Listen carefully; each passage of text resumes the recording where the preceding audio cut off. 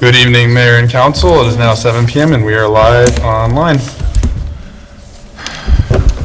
Okay, let's give us a minute to get organized and we'll get started. We have quite a crowd today.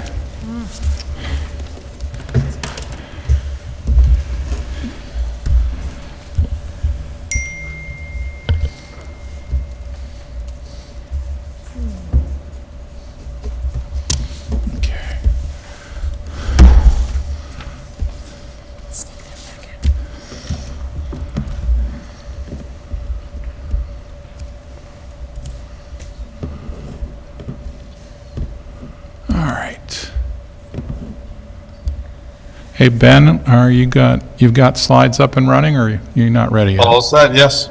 Okay, I'll get started in just a second then. Okay, good evening, everyone. It's a not too full house this evening. Let me just do roll call first, so I observe the following council members. Shall we do introductions? Why don't you all kind of announce yourselves, because we have guests. Okay. Right? For the guests, the other side of the podium. I'm Molly Rhodes, a city council member here in Beacon, and I represent Ward 1, which is the northwest part of Beacon, close to the train station. Make me do my geography. I'm Jeff Tomansky. I'm the Ward 2 representative, which is the southwest corner of Beacon. Okay. Amber Grant, mine's easy. I'm at large, so it's everywhere. And I'm Lee Kiriako, I'm the mayor. I'm Paloma Wake, same as Amber, I'm at large, so the whole city. I'm Pam Weatherby. I am Ward 3 representative, which is the northeast side of town, more near the 52 corridor. George Mansfield, Ward 4. Molly started it.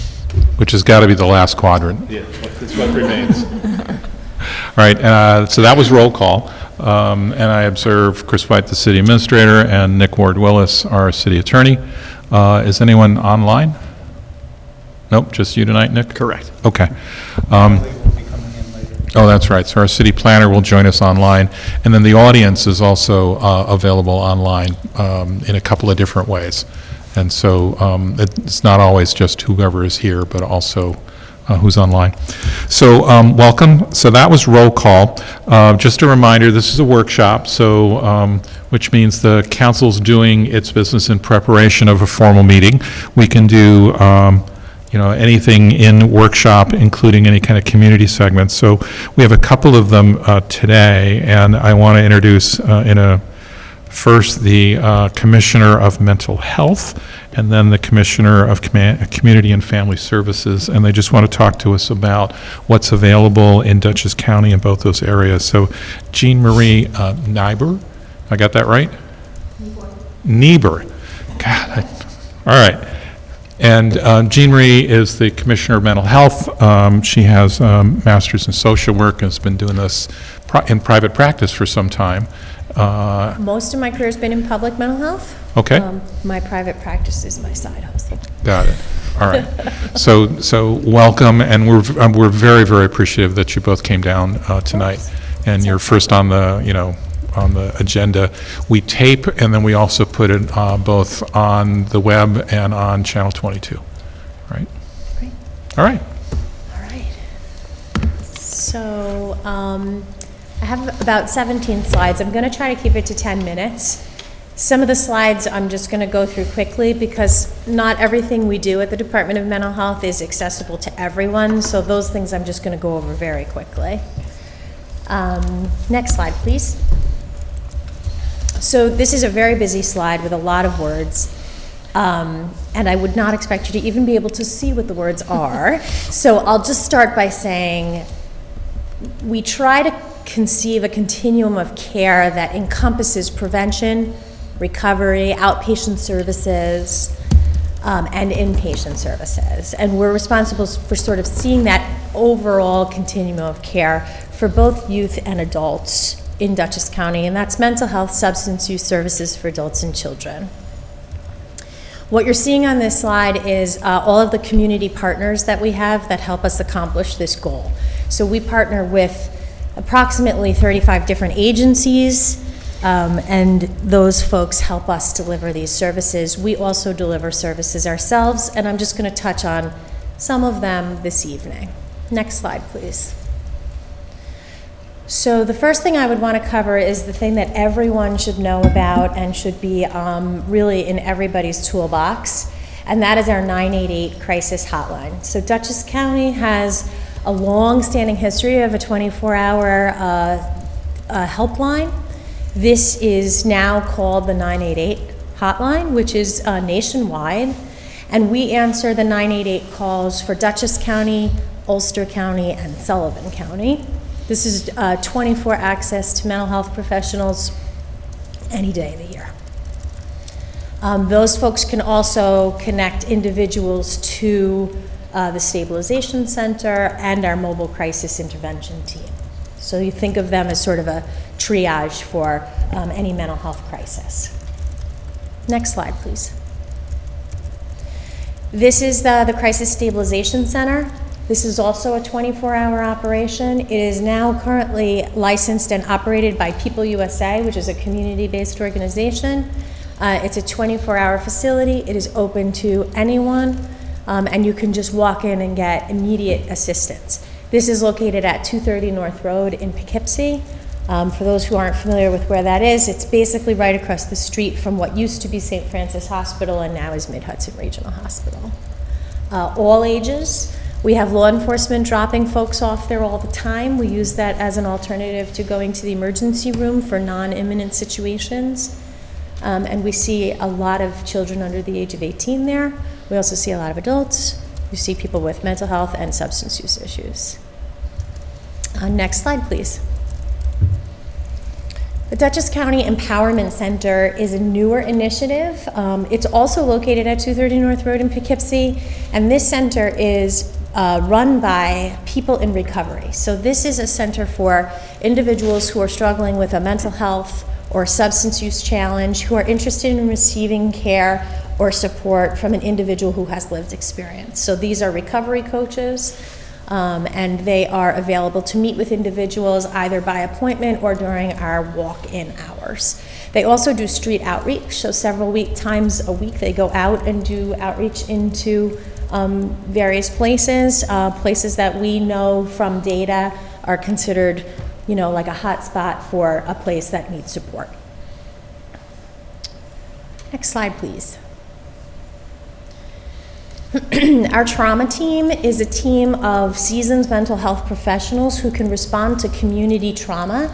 So if there is a large impact event in a community, for example, a fire, a natural disaster, an unexpected death in a community that impacts a lot of people, some other type of larger scale trauma where there's a big impact for folks, the trauma team can come out and meet with individuals and give them support.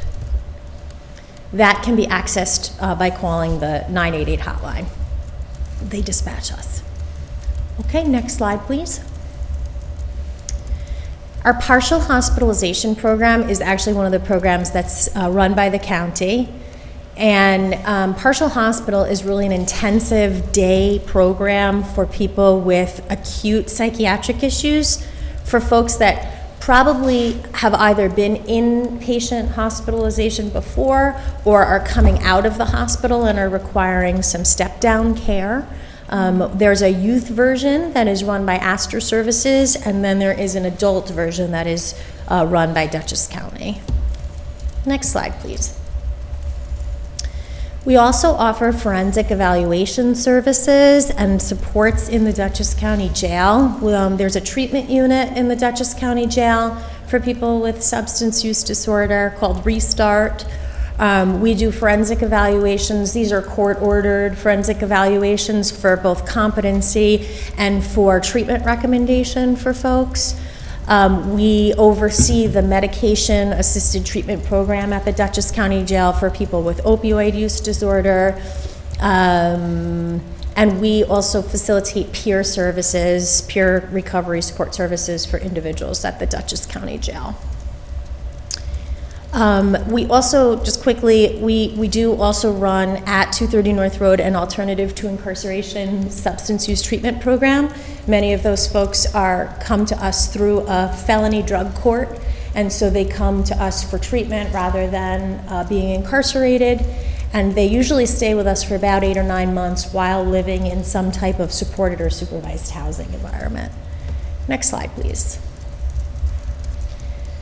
The county has multiple outpatient mental health opportunities for both children and adults.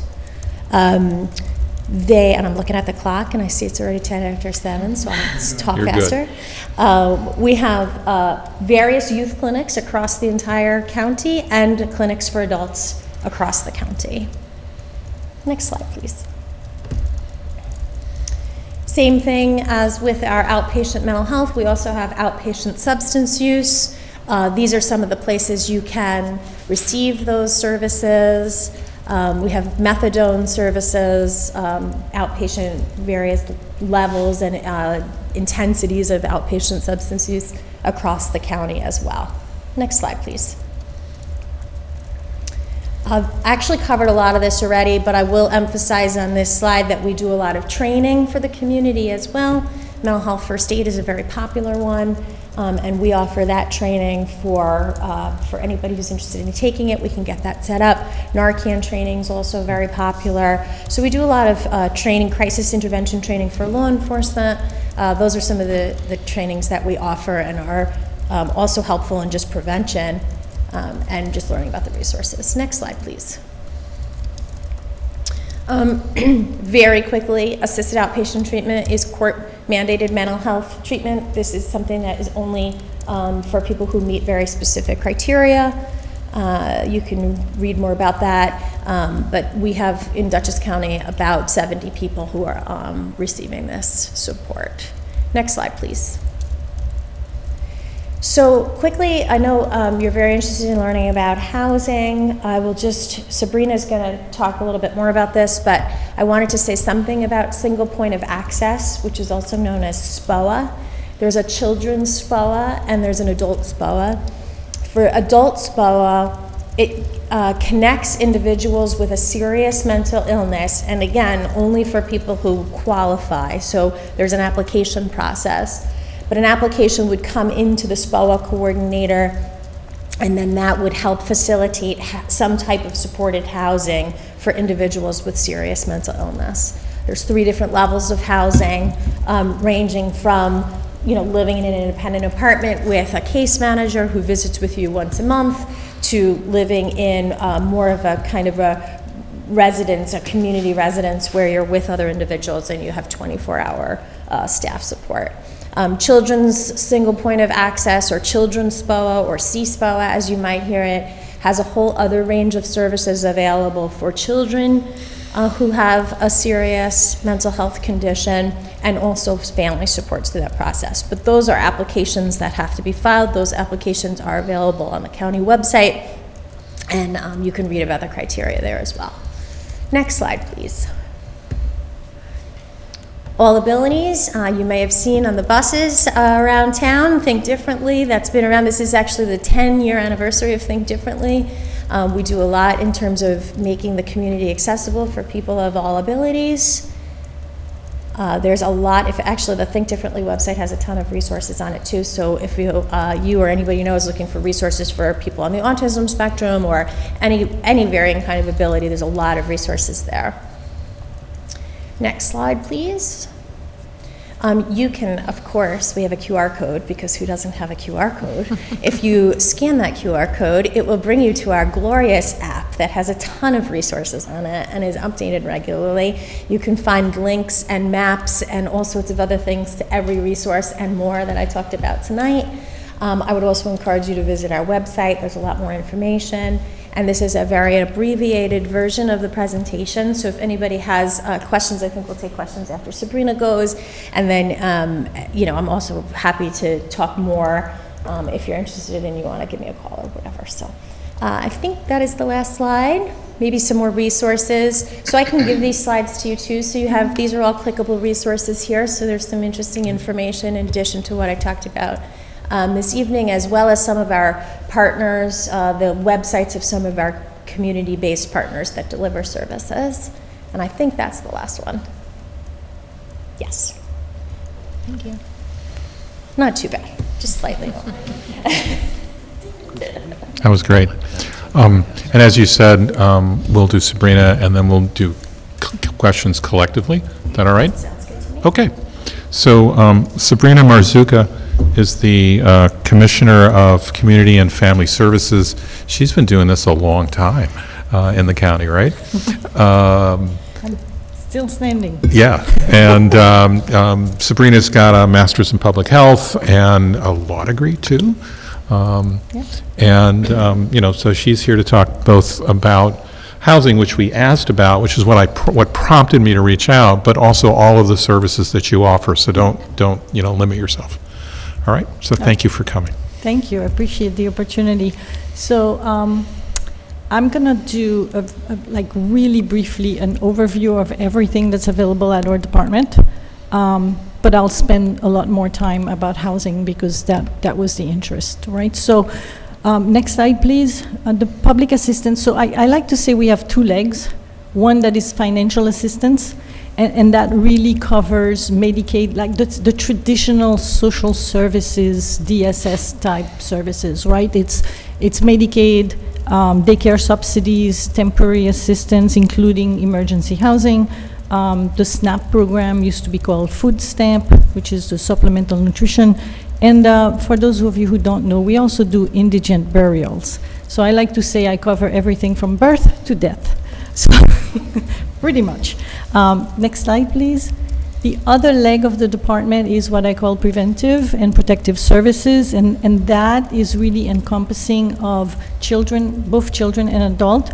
So we are responsible for a comprehensive planning for youth up to age 21, and we obviously also provide services to individuals who need support for collecting child support, and obviously we investigate and also serve any child who may find themselves in an abusive situation, and that's the CPS. I mean, it's known as CPS, but what it really is really the protection and the strengthening of families to ensure safety and growth of all children.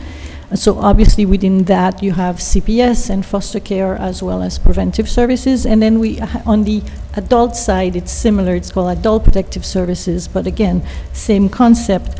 Anyone who is over 18 unable to take care of themselves or find themselves in an abusive situation, that's an APS report, and we step in. APS is completely voluntary.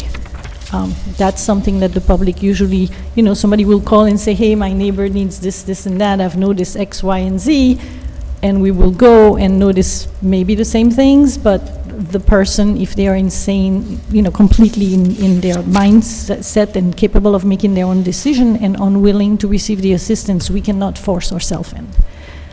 Next slide. Quickly, when we talk about temporary and emergency assistance, there are really two aspects to the financial support that's offered. One is referred to technically as TA. You'll hear people say, I'm on TA. That's temporary assistance. That includes both family assistance, which is federally funded, 100%, and then safety net assistance, which is a shared cost between the state and the local, unfortunately, 71% local. So if federal assistance is only for 5 years, and that's lifetime 5 years. So if you've exhausted the lifetime 5-year assistance, you'll become a safety netter, right? The other side of it is the emergency assistance, and we refer to it as EA. The emergency assistance, there's emergency assistance for family and also emergency assistance for singles, right? Next slide, please. The application process is really cumbersome. Unfortunately, we have no control over that. These are federal application processes. But what we've done is try to make it as accessible as possible. So you can go online at mybenefit.gov, and you can assess whether or not you would be eligible. You answer a few questions, and that pretty much covers mostly SNAP, a little bit of Medicaid. All of the applications are also online. We have 3 offices, Poughkeepsie, Millbrook, and Beacon. Our Beacon office is right on Main Street. And Beacon really focuses on SNAP. That's my SNAP team. However, you can drop off application for any other services. And we can also arrange for interviews, so you don't have to drive all the way to Poughkeepsie if you have to. And finally, you can drop off documents. Like I said, we have an app, because we're trying to be in the 21st century, and you can drop off your document. The app is free, it's on our website, and so people can download it and on their phone, take a picture, upload the document, and submit without having to come in person. And obviously you can fax and you can mail the old-fashioned way. And finally, which is really important, we've really diminished the requirement for face-to-face interviews. So we can do a lot of interviews on the phone, except for emergencies. Emergencies, we really need to see you face-to-face. So next slide, please. So I'm going to jump right into housing assistance. That was a quick overview of all of our services. I don't expect you to remember most of it, but you can always refer back to it. So our housing assistance is really comprehensive, and I just bullet for you sort of like the general topic, and I'll try to go into detail for most of them. So obviously all of our services involve some level of case management. Emergency housing is really considered temporary housing assistance, that's THA, but we also have other type of resources for emergency housing. We do a lot of eviction prevention, because the goal for emergency housing and for housing in general is to prevent homelessness. So there's a lot of activity around eviction prevention, a lot of information and referral. We also serve as a domestic violence liaison, so if somebody is in need of DV shelter, it sort of kind of goes through us many a time. And we also have something that's unique in Dutchess County, I think, because not every county has it. It's family and adult foster family, kind of taking the same concept of foster care for children, and we've adopted and done something similar for adults, which is pretty cool. Next slide, please. So I'll skip over this one, because I'm sure you can list 50 other reasons why people become homeless and why we have such a homeless situation. But it is a complex issue, and it is a nationwide issue, and all of those bullets are shared by pretty much everyone. Next slide. The common request that we get when people come into our office looking for housing assistance, it's usually the first month rent, security deposit, lots of rental arrear problems, particularly recently, ongoing cash assistance because they can't afford it, emergency shelter because they are literally homeless as they come in, and then obviously we have multiple ways of handling the homeless, and I'll go into more into that, but I just wanted you to know most of what are most common requests that we see. Next slide, please. So as I mentioned, the key is homeless prevention, and there are a variety of programs that we do in Dutchess County specifically geared towards homeless prevention. We have a contract with United Way 211. So when you call 211, you can determine, I believe you press 7 in the menu, and you will get connected to somebody who is specifically trained for Dutchess County. What we do is we do an assessment of all available resources for housing and homelessness. Then they will go through a pre-screening and then give you multiple referral as to where you might be eligible. There are a lot of agencies that provide support besides our agency. Some of them are small not-for-profits, like Catholic Charities offer some, and there are other foundations who have small little pockets. And so we go first through that screening so that we divert as many as we can outside of our system before they come. We are last resort. The other thing that we do is our shelter diversion. We call it shelter diversion. When you call us, we try to, because you're in a crisis typically, you can't think straight, right? It's just, everything is just happening to you, and you're literally in a crisis situation. And we sit down with you and you try to help you think through what resources you may have. Perhaps you have a family member who might be willing to take you on for a couple of days. Perhaps you have other resources and friends where you could go and stay for a couple of days or a couple of weeks. We will make those phone calls. We will ask you those questions. We will make those phone calls with you and see if people are willing or able to assist you, and that allows us to avoid and divert you while we still apply. You can still apply and go through the process, but you don't necessarily need to have a shelter as an emergency shelter. You could go to your friend, your mother, your mom, anybody that can be a resource for you. while we can help you find an apartment long-term. So the diversion program works really, really well. And it also, we have what I love to refer to as my hot team. They're really hot. And what they really are is outreach.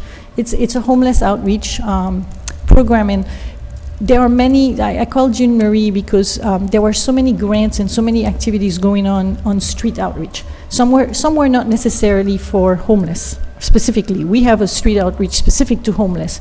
But Jean Marie had some outreach that were around diversion, like police diversion, other outreach program that you may be familiar with, like The Beat, that in Poughkeepsie, I don't know if they have it in Beacon, but I thought maybe you did, where police officers go out once or twice a week with some mental health providers and try to sort of outreach individuals in the streets. So our idea was we're all on the streets. We're probably seeing the same people. So we get together and we discuss and we try to make sure we are not duplicating services, we're maximizing. And the key in outreach and street outreach is engagement. And I might reach out to you and it didn't work out, but Jean Marie reaches out to you and it does work out. So we exchange information and we do a lot of that coordination in order to make sure that we are trying all avenues in engaging these individuals while they are on the streets to try to bring them into care. So we're very proud of our hot team. Next step. Next slide, please. So I talked about the fact that people come in a lot for rental arrears, and that's part of our maybe biggest request that we received, particularly after COVID. As you know, during COVID, there was this halt, if you may, on eviction, right? Since that was lifted, we've seen more evictions. I mean, that's just landlords are increasing their rent, individuals are unable to pay, they can't sustain it, or they have rental arrears that they didn't pay. So at some point in time during COVID, the state had a program called ERAP, which was a rental arrear program. That program closed in terms of receiving application, but I will just let you know that they are still paying off ERAP, believe it or not. So when somebody comes to us, we check the ERAP registry just to make sure that this is not someone who's just pending payment, and we make the phone call to the landlord as necessary. But more than that, the key for the rental assistance program with the federal government dollars that we have is that there are some limitation. So I cannot pay more than 6 months back rent. And number two, I have to make sure that you can afford it moving forward. And a lot of time people will come to us and unfortunately moving forward, they cannot afford it. So if we pay the back rent, it's not really gonna help and they're still gonna become, unfortunately, homeless. Thankfully, the state came up with this new program called SAFE, S-E-A-F, and that program actually allows us to sort of turn a blind eye on the prospective rent. We have mixed feelings about this program. I've used it mostly for individuals who are fully eligible, but who may probably be able to get a supplement from us and be able to, moving forward, continue to sustain with some additional cash assistance. But again, if you can avoid eviction, you should do it, right? Otherwise, you're just creating more and more homeless people, and it's really, really hard when they lose that home to find another one that they can afford. So that's probably the bulk of our preventive program. It's really the rental assistance. We also do security deposits. A lot of people will come and say, hey, I finally found a place, but they want a security deposit and first month rent, and I just don't have enough. I may have the first month rent, but not the security, or vice versa. And so that's another way for us to help them move out of homelessness and pay that rental. All of these programs are income-based. There are two criteria that have to be kept in mind. One, that you're literally homeless. People will come to us with a letter saying, you know, you have 10 days, blah, blah, blah. You're not homeless. You still have 10 days. I know it sounds harsh, but that's unfortunately our reality. So we're like, okay, you got 10 days to find another resource, the diversion program, you know, and all that stuff. But the day you find yourself literally homeless is the day the application process starts, and where we can make a placement, an actual emergency placement for you. All of these programs, like I say, are eligibility requirement are established for us. We don't make the rules. I tell people all the time, I wish I made them, but I don't. However, sometimes you will have someone who just makes a little too much money, and it hurts us. I mean, it pains us more than people realize, because we can't help you because you didn't meet the eligibility criteria. However, if you're literally homeless, we'll take you in anyway because you have no shelter. That's a different category. So it's very complex world, and people sometimes get out confused. How come you didn't help me yesterday, but you're helping me today? Well, yesterday you were not eligible because physically you were not yet homeless, and you make a little too much money, even though it's not enough, but it's over the 200% poverty level, federal poverty level. But today, even though you still make too much, you're physically homeless, so I can place you. Go figure. Next slide, please. Just to give you a sense of what I'm talking about, this is the current monthly allowance. I like to tell people, you have to work hard to be poor. This is how much money I can provide with the federal dollars for a single individual. For example, it's $216 if they have no children. Go find rent for $216, right? It's really hard. So again, that's just to give you a quick glimpse as the difficult situation that we find ourselves in and what we've done to address this, because again, we know full well that that's not going to be sufficient. So let's say you work and you make $400 a week. After tax, that's probably $300. And now I'm giving you $200 a month, find rent, pay all your bills. You're not going to make it, right? Because we know an apartment alone can be $800, or a little single teeny tiny place. So next slide. One of the things that we've worked on, and I did that back in 2017, I believe, I applied to the state for what I call the waiver for singles and families, to basically say, listen, your 260 is not going to cut it. We should meet at least 85% of the market rate, and so if you give me a supplement to meet that market rate, I might be able to move people out of emergency shelter, because it's actually saving us money if we can do that, because the emergency shelter is way more expensive, right? And we were approved, thank God, and so a lot of our individuals that we are assisting right now are receiving TA, but they are also receiving the supplement in order to be able to stay where they are at. And then the state came up last year with their own rental supplement program, because they figured, oh, that's a smart thing to do, maybe we should do it too. Their supplement program is slightly different than ours in that it doesn't require TA eligibility. And it also, the client must pay 30% towards their rent. So it's a little bit different, but it's still something that we can help, because sometimes we have someone who's not eligible for TA, but we could assist. I discussed this earlier. So they would be able to avail themselves of the rental supplement. Right now, the RSP program is helping about 45 households in Dutchess County. We have over 200 applications for that program. Next slide. I know it's a lot, but I'll do my best. So the housing consortium is important to understand, because I tell people, you have to think about it as like a path, right? You have the emergency, you might come in under emergency because you have zero shelter.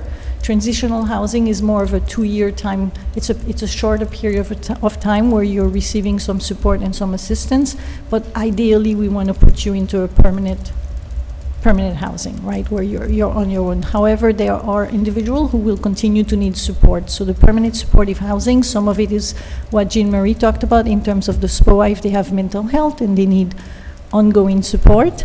That's a permanent supportive housing. And then subsidized housing like Section 8. That's a whole other area and some other housing as well. So just to give you a sense, in Dutchess County, we have a continuum of care. It's called the COC. And all service providers meet regularly, and we have a housing plan, which is on our county website. And it's the plan to address housing and homelessness in Dutchess County for the next 5 years. We are actually in the process of doing it again. Next slide. So emergency assistance, as I say, that's the busiest in terms of crisis-oriented. Just to give you a sense of where are our emergency shelter, we work primarily with 3 main service providers in Dutchess County: CHI, Pathways, and Hudson River Housing. They are our main providers. We also work a lot with hotels and motels. There is a domestic violence shelter, and there is a small little program for veterans as well. So I've kind of listed them all, and I've put for you sort of like the number of units that are available in each of those facilities. The largest one really is with the pods. The pods are singles, and they were created back during COVID because we had an influx and we couldn't maintain the program, the small program that we had. First because of the number, but also simply because we needed the distance, the 6 feet distancing. So the pods were temporary shelter for the jail when the Criminal Justice Council project was launched, and we were actually building the, what is it called again? Justice Center. The inmates stayed at the pod for a little while. So this is not a structure that was made to live and to last more than 10 years. I believe we are in year 8. But since it was sitting there and not being used, we were able to utilize it. And we are utilizing it. It used to be 150. We've shrinked it down to 100. It's mostly single, and it's right in the city of Poughkeepsie. During Code Blue, there is such a thing called Code Blue, which is a requirement that counties have to shelter individuals regardless, no questions asked, regardless of any income, any citizenship, anything. It's cold. We don't want you to freeze to death, and we have an obligation to shelter you. So what we've done in Dutchess County is warming centers because, again, our shelters are pretty booked right now, and so it is almost impossible for us to really find a more like a certified shelter space. So during Code Blue, we have warming centers that are open. We work with Christ Church in Poughkeepsie, and we utilize the pods a little bit. There are other small little churches that have very small little pockets of warming center. Up north, I believe there is one that has about 4 or 5 beds, very small. But the churches have played a significant role this year in helping us with warming centers during Code Blue. And then we utilize, obviously, hotels and motels when we are at capacity because there's no other option available. So next, please. So for families, we cannot mix families and singles. There's a lot of regulation about families and singles. So for families, we have Hudson River Housing and Community Housing Innovation. Once they are full, we have to go to hotels. Families in hotels is not our favorite. It's actually pretty difficult because you can only put so many people in a room, and there are requirements as square footage per person. So that means I'm taking more than one room, and I want connecting room, and but we do it because we have to. We usually have, during Code Blue, about 10 families in hotels. And then the single adults are, again, those providers that I mentioned earlier. Which, again, total number of homelessness in Dutchess County has not moved much, and I think partly because of our eviction prevention programs, but it's about 600 individual at any point in time that we are serving. Next slide. So transitional housing, I mentioned, is sort of like a not an emergency housing, but not yet permanent housing. It's like a stepping into that direction. And these are the providers that we have and the number of beds that we have. It's low barrier, but again, we use the CE. So what we try to do with the continuum of care is we try to have everyone apply through the same process. So it's a single point of entry. That's the SPOA that Jean Marie was talking about. This way we can make sure that the most vulnerable are served first. Right, it's a way to prioritize the placements. Next steps. Next slide, please. Permanent supportive housing, again, it's the coordinated entry. It's a lower threshold, if you may, and there are priorities that are given really for those who are most vulnerable. Next slide. And subsidized housing, I mean, again, I'm not sure, and I didn't get, and I apologize because I didn't get a chance to double check this morning, but Pat Stone covers all of Dutchess County. Then there is City of Poughkeepsie, City of Beacon, but Pat Stone, I believe, is not accepting any application, right? At least they weren't like last month. I didn't double check yet, but again, they were pretty, their vouchers were pretty much at capacity. We have a special project with Pat Stone, which is separate vouchers for foster youth. That's not in the slide, but I'm aware of it. And we have placed about 14 foster youth as they come out of foster care. They have vouchers that are reserved for foster youth, which is also a very important aspect. I didn't mention it, but again, we work with Hudson River Housing, and we have River Haven, which is a runaway and homeless youth shelter that again, focuses specifically on youth and homelessness for that particular group. And we're talking younger individuals between really 16 to 21. That is a crucial program as well that helps us in addressing that particular population. Next slide. So I talked to you about the uniqueness of Dutchess County. We have two other housing type programs, the family type home and the foster care family home. And again, these are unique, small, but we utilize them because we think it also helps particularly people who are in APS, on Adult Protective Services, who need a little more support. Others are, again, through the Lutheran Care, we contract with them so that they can assist us through that process. We do annual inspections, but again, these are unique programs that we utilize, and it helps. Every little bit helps. Next slide, please. So again, we are open for questions. These are all the different ways you can find more information. We do have a lot on our website. You can always reach out. Anybody can email us at dcfsinfo, or you can call me directly or email me. So that's it. I don't know how long it took. Great. But it's a lot to cover, and this is just housing. Thank you. Let me open it up to questions, or?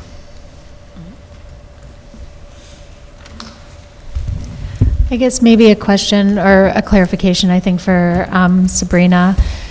So I think when you were talking about the rental arrears, it sounded like that was really only available to people that were homeless right now. Is that accurate? No, Okay. It's not. It's actually for individuals who currently are maybe housed, and they have, for whatever reason, a rental arrear situation Okay. at their hand.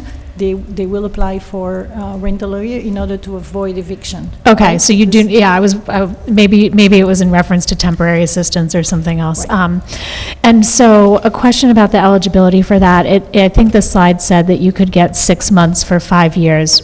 What if I needed 1 month this year and 2 months 3 years from Right, now? so Would I, It just adds up. okay, so just like it's not a temporary. one-time thing up to 6 months, it's, I have a little bit of discretion. There has been situation where somebody needed a little more than 6 months, and so I have a bit of discretion.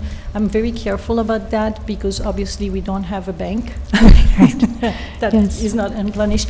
But if somebody is really, able to move forward and they have enough income, they just need 7 months instead of 6, or maybe they need. They've expended their 5 year, but maybe they need 2 months or whatever. I will definitely work. I've also worked with other agencies. Again, I could call. Sometimes I will say, okay, Catholic Charity, can you step in? Maybe you can pay 1 month and I'll pay the other month. We do all kinds of supporting each other Yeah. in a network to try to assist individual, because I do have a little bit of discretion, but it's a judgment call, and sometimes it's hard. I wish I had a crystal ball. I know. Yeah, I think the kind of eviction prevention aspect is really interesting. It seems like that little bit of assistance does really help people turn things around. And so I guess if anybody is listening and finds themselves even feeling a couple of weeks behind, it would probably be best to reach out immediately to the office for help. And my recommendation would be to, call the 211 number, or if not, just email us at DCFS.info and sort of give us a little bit of background so that we can assess and figure out what the best option would be for you. But absolutely, the eviction prevention is key. And I think, the recent report from the comptroller showing that Dutchess had less of an increase than other counties, honestly, the only thing I could think about, like, why is that, is the eviction prevention and the rental supplements, because that does make a difference. Yeah, I think what we hear here is that people get into a little bit of a sticky situation, and then before you know it, it snowballs, and it's like, I don't have any options, I can't afford anything, and your credit's impacted and potentially and things like that. So yeah, it sounds like 211 or call your office, and the phone number was on the last slide. Right. And the other thing I would tell people is to also keep in mind that, it's not an easy process. And sometimes people don't want to deal with us because it is a little intrusive, the application process, the requirements, documentation that we ask. And so they kind of wait for the last minute, and then it becomes, like you said, a bigger crisis. So, thank you. And we'll post both presentations on the agenda, so if anybody missed anything who's listening, you can go back and look at our agenda.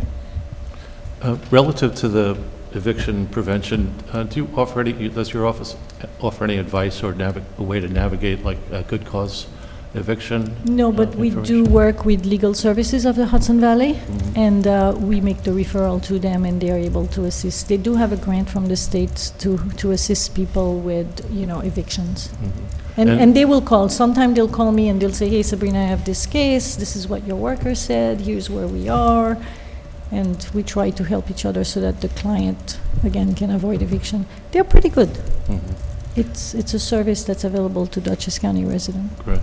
And you both said that you have offices here in Beacon. I assume that's at the county building? Is that correct? Yes, our office is at the county building. We are on the second floor. And we have a team that really, their work is SNAP. That's what they work on the most. But you could drop off any application for any other program. And you could just come in there and ask for assistance and speak to someone. Great. Right. Thank you. Right.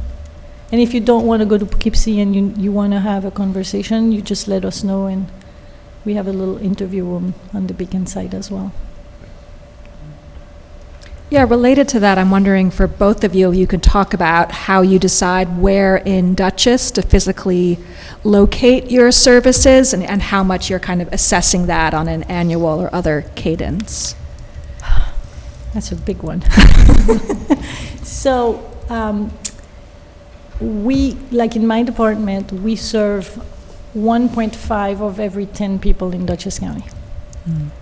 So when we do an assessment of services, the geographic distribution of those is very complex because it's everywhere, literally. I do try to see where the needs are, and so when we were in Poughkeepsie, what I noticed, so I came on board on 2015, and what I noticed was that everything was concentrated in Poughkeepsie, and then there was a small office in Millbrook. Not utilized too much, but Poughkeepsie was busy. We had 400 people in our lobby every day, average. And that was unsustainable.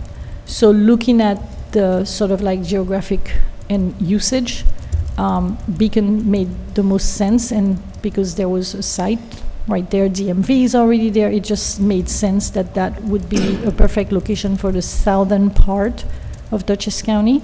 At first, we started it as a mixed unit, not just for SNAP, but kind of mixed.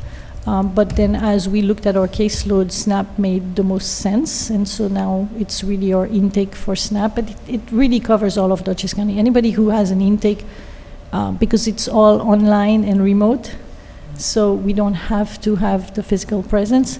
So that diversion of individuals who live in the south area of Dutchess County has made a significant impact, and I can tell you right now, in addition to, as I mentioned, Doc Submit and all these other online tools that we offer, including, for example, child support. If somebody wanted to pay child support, they have to come to us to pay child support. Now you can pay online, use your credit card or whatever. So all of these have made a difference, and now my average daily in the Poughkeepsie office is about 120 compared to 400.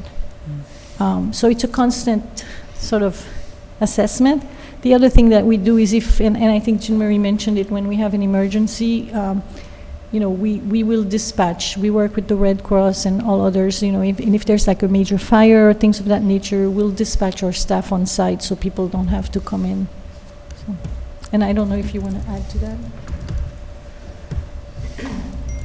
I'll just add that we also do an ongoing needs assessment. So one of the things that my department is responsible for is submitting to the state a needs assessment and a service plan, basically, for the community. And you sort of have to identify what the needs are and then how you're going to address those needs and with what resources. And so we always look at population and location.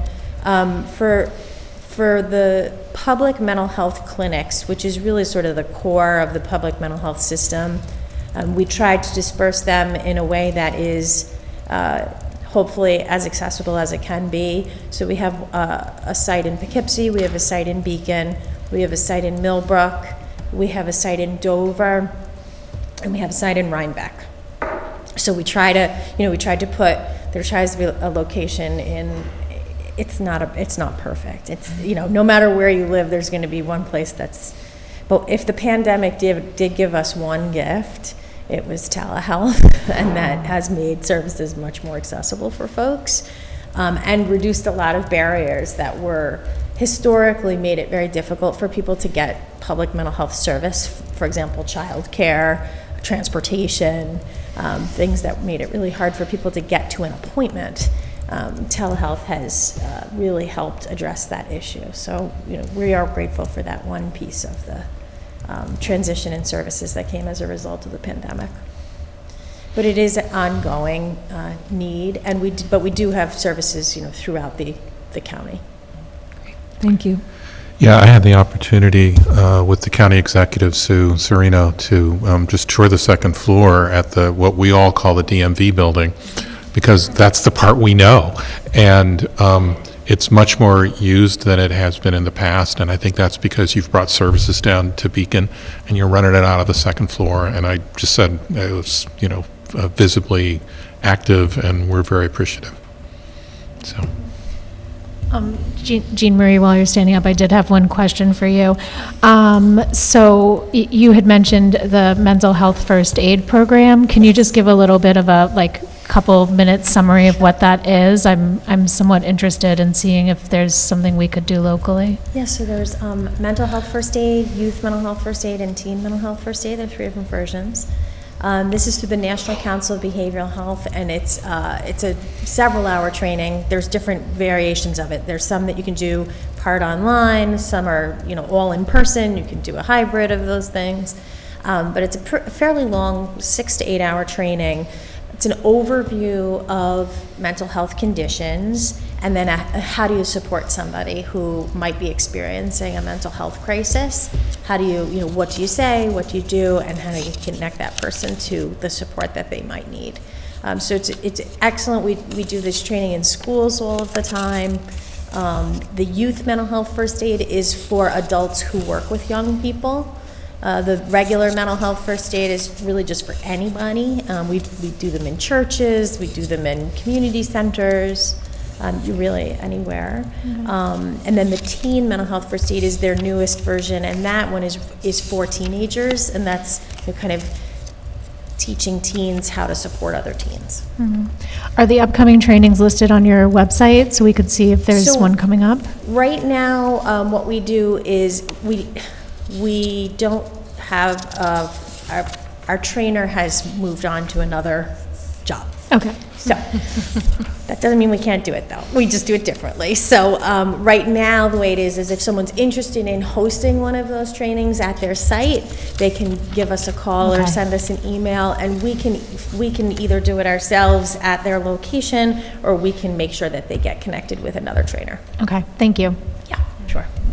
We did have, I know our volunteer ambulance company hosted a mental health first aid training about a month ago, 2 months ago, and I know some other community groups have done it, and I understand it's really impactful. Yeah, it's I a appreciate good it. training. I used to do a lot of it. I used to do probably 4 of those trainings a month several jobs ago. It's an excellent training. It's a really good for anybody who is interested in just learning about the basics of mental health and how to intervene when someone needs support. I had a related question to our sort of geography topic. I'm curious, especially as some of these procedures are going online, which I agree is a really huge accessibility positive. If you have partnered with libraries or other institutions that, you know, sometimes have some of those, that is some folks' online access.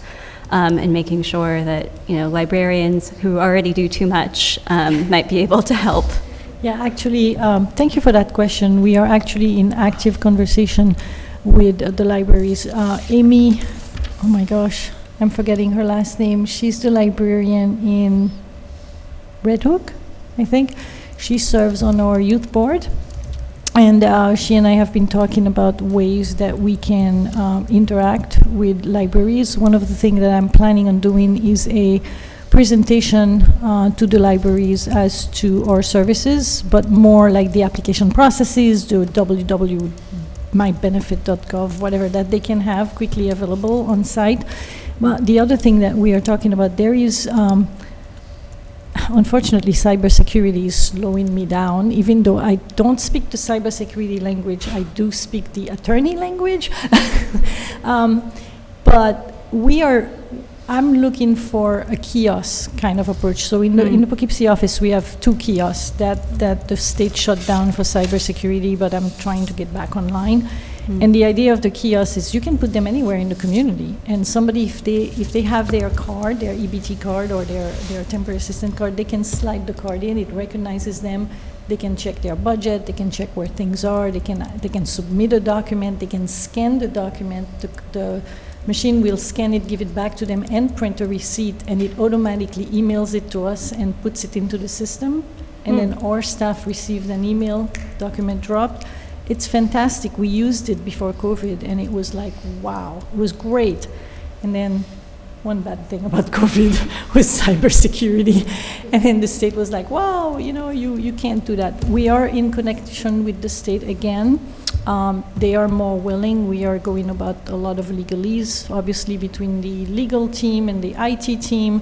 We're close, very close. And if we can get this done, my goal is to try to be able to put one of those kiosks in various libraries, because then that would really facilitate, because not everybody has access to a computer, and that would really facilitate if people can come in, do the application, but then once they are approved, they can do a lot of the transactions at the library if we had a kiosk at the library. So yes, it is something we're working on and hope to be able to accomplish. Wish me luck. That's great. Good luck, absolutely. I'll say from my end of things with libraries, we do a lot with libraries too. We've actually done a lot of mental health first aid trainings for libraries. Libraries, I'm sure you're aware, are a place where a lot of people end up during the day if they have nowhere else to go. And we do a lot of Narcan training, and we have also distributed, they're called Nalox boxes, and they have Narcan in them. We have a whole bunch of different kinds. We have, you know, temperature-controlled ones, we have big ones, we have little ones, we have all different kinds of Narcan Nalox boxes, and so we have put them in all of the libraries across the county. And if you would like one in any municipal building in Beacon, please let me know, because we do have a stockpile. So if there's places where, you know, you feel that there might be risk of overdose, we have that as a resource. Great. Yeah. We should definitely have those if we don't already. Okay. Yeah, do we have one in here? This seems like a good place for one. Not that I know of. Okay. I have one in my office. And I was actually trained to use it by the Southern Dutchess Coalition. Okay. Just a few weeks ago. Fantastic. I have a question on on housing. It sounds like your program, in a way, it's more reactive to people's needs. Is there a department or part of your department for housing that are looking at how to help? You know, in Beacon, it's just so unaffordable, and they make money, but they don't make enough money where it might be like 40, 50% of their income. Do you know of anything at the county level that helps that, or even gets the word out about the good cause eviction and the tenants' rights other than the legal services? Right, so that would be the planning department. So we are a member of the COC. I think I mentioned the COC a little bit. And so there's a lot of work around the planning department regarding sort of like affordable housing. Dutchess County has been working and has put money forward for like a land bank and, just really pushing and talking about zoning. That's a big issue in terms of trying to build and increase the affordable housing in our area, and that's really under the leadership of our planning department. I could talk a little bit about it, but I certainly am no expert. Okay, thank you. But that 211 and then option 7 will get you to someone who could talk you through what are your issues with respect to housing and potential eviction, and then if need be, they can refer you to someone to help you understand eviction procedures and how the laws work. Correct. And 211, I specifically mentioned the dial, hit 7 for housing directly, but you can call 211 for everything, or contract with them covers everything from childcare to camps and, any question you have, any assistance you need. They'll screen you and they'll make a referral to us as needed, and answer most of the question, and at least give you a listing of different places where you can go, which is pretty good. Also, sort of in that policy direction, I appreciate you mentioned you were able to advocate for a supplement to the monthly allowance for temporary assistance. And you mentioned there were quite a few regulations that you're navigating and that you're helping people to navigate. Are there any, just to try and scope it to the county level, that would be particularly meaningful in terms of moving the needle on where you see most common barriers? So there are really multiple barriers. One is definitely affordability, right? It's just that's basic. If you could be in perfect shape, everything is going really nice for you, you got a great job, but you just can't afford it, right? So that's the need for affordable housing to be built throughout the county. Mm-hmm. It's good business, but there are issues there. The second thing I think that I see a lot of is you will have an individual who perhaps for one reason or another had, maybe they lost their job and so they were with no income for a certain period of time. Maybe they had a car accident and they sort of had no income coming in, so they fell behind in their rent. But then they get the job back and they can afford paying the rent moving forward. That's where the rental area comes into play. Usually we're able to help those individuals, but again, the biggest challenge for us is if the person makes a little more than the 200% poverty level. Mm-hmm. That's sort of like the biggest challenge, right? So if you make a little more, so you're above that 200%, you're still in that cliff, right? You still can't make it, but you're not eligible for us. It's what we call, I like that term, excess income. That's how, a drop-down menu, it will say denied for excess income, and every time I see it, I'm like, seriously? But that's probably the biggest challenge in terms of helping individuals that we see could use this extra little help. Yeah. And we fall short of being able to help them because they're not eligible under the federal guidance. And that's the 200% of the federal poverty level. Yeah. And that restriction is sort of when you say that that's the restriction that's stopping you from helping people with programs. Those are federal programs. Right. Federal program. So the state has been trying to step in, and like I say, for example, the SAFE program, which is the most recent program that they launched, it says, okay, you don't need to meet the TA eligibility criteria. That's really targeting that group that we were talking about. That just makes a little bit more. Yeah. So that's helpful, but again, it's limited. It's sort of a one-shot grant to the county, and once you spend it, that's it, right? So then you wait for the next budget fiscal year to hope that there is enough. So they are trying, but when you run a DSS program, you are really pretty much running a federal program, Right. and so the rules are pretty strict there. Right. So your sort of supplement strategy. The supplement was strategy is a helpful. state supplement, Yeah. you know, and so my argument, to put it mildly, was basically, okay, so listen, we have more safety netters than we have TANF, right? So you're already paying. We're paying 71%, you're paying 29%, but you're already paying. If I have to pay a hotel, this is how much I'm spending. If I have to open an apartment and have them in an apartment and pay a supplement, here's how much we're paying, and this is equal X dollars a month of saving for you and for me.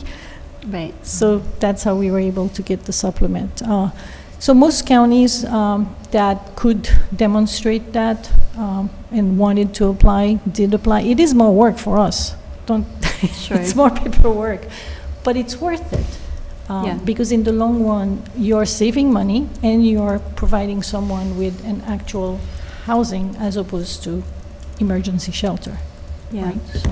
That makes a lot of sense. And just to say the obvious part out loud, in terms of a federal poverty level, the cost of living in our region is higher than maybe the country's average.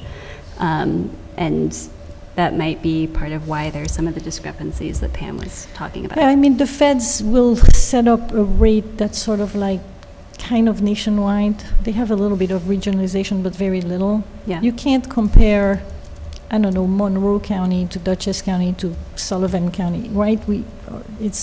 But it's not designed for that differentiation, so the flat amount. I mean, there's like, I look at that chart, and if I look for it for, say, maybe Greene County or Albany County, it might have $2 more. You know, well, Yeah. big deal. It's still not enough. So it's part of the difficulty, I think, for all social services, is if you don't try to be creative, your assistance only goes so far, and it's not helping the people get out of poverty. It's just kind of Right. keeping them there. Right. And the goal is to try to be more strategic in using your resources and partnering in order to really get them out of poverty, right? Because that is our goal, right? So finding a job, applying for SSI. We have a lot of people that come to us and they are unemployable, but they have not been able to get SSI. I mean, if anybody knows, you apply for SSI, you probably get denied, 90% of the time. So we have a contract with Legal Services of the Hudson Valley, and they have a dedicated paralegal in our office to assist anyone. So if we see someone that comes in, we're like, oh, you know what? You really should be on SSI. So here, this person is going to help you apply, and if you fail, they will also help you, reapply, right, and fight it and appeal it while we are assisting you. But ultimately, we know that if we don't help you get into that category of assistance, you're going to be on temporary assistance for the rest of your life. Yeah, that's that So continuum. You want the permanent that's the continuum. solution. And we've been successful, and we've been able to demonstrate that the individual, every time we have somebody move into the SSI, how much money we are saving is just, it's worth the investment. And it's a small investment. It's just one paralegal. Yeah. So it goes a long way. Well, thanks to that paralegal. Anything else before we wrap up? So, Just thank you. This, Yeah. I think, was helpful, and I hope that our community finds it helpful. So really appreciate the overview. Anytime. And then- we do go out and offer workshops. I tell people all the time, if you have agencies in your community, there are case managers who want to know how to navigate our crazy world. We do offer workshops. I call it Navigated the World of DSS. So, Yeah, I think that gets at one of my questions, which we do have quite a few social workers and other folks who are coming at this from a place of wanting to offer support. should they also just reach out to you directly? I mean, I know that it's not that they're looking to volunteer, so it's probably being connected to one of your partner organizations. So they can just email us and sort of explain where they are. And if they want to be added to my mailing list when we do the Navigating the System workshop, I usually do at least twice a year.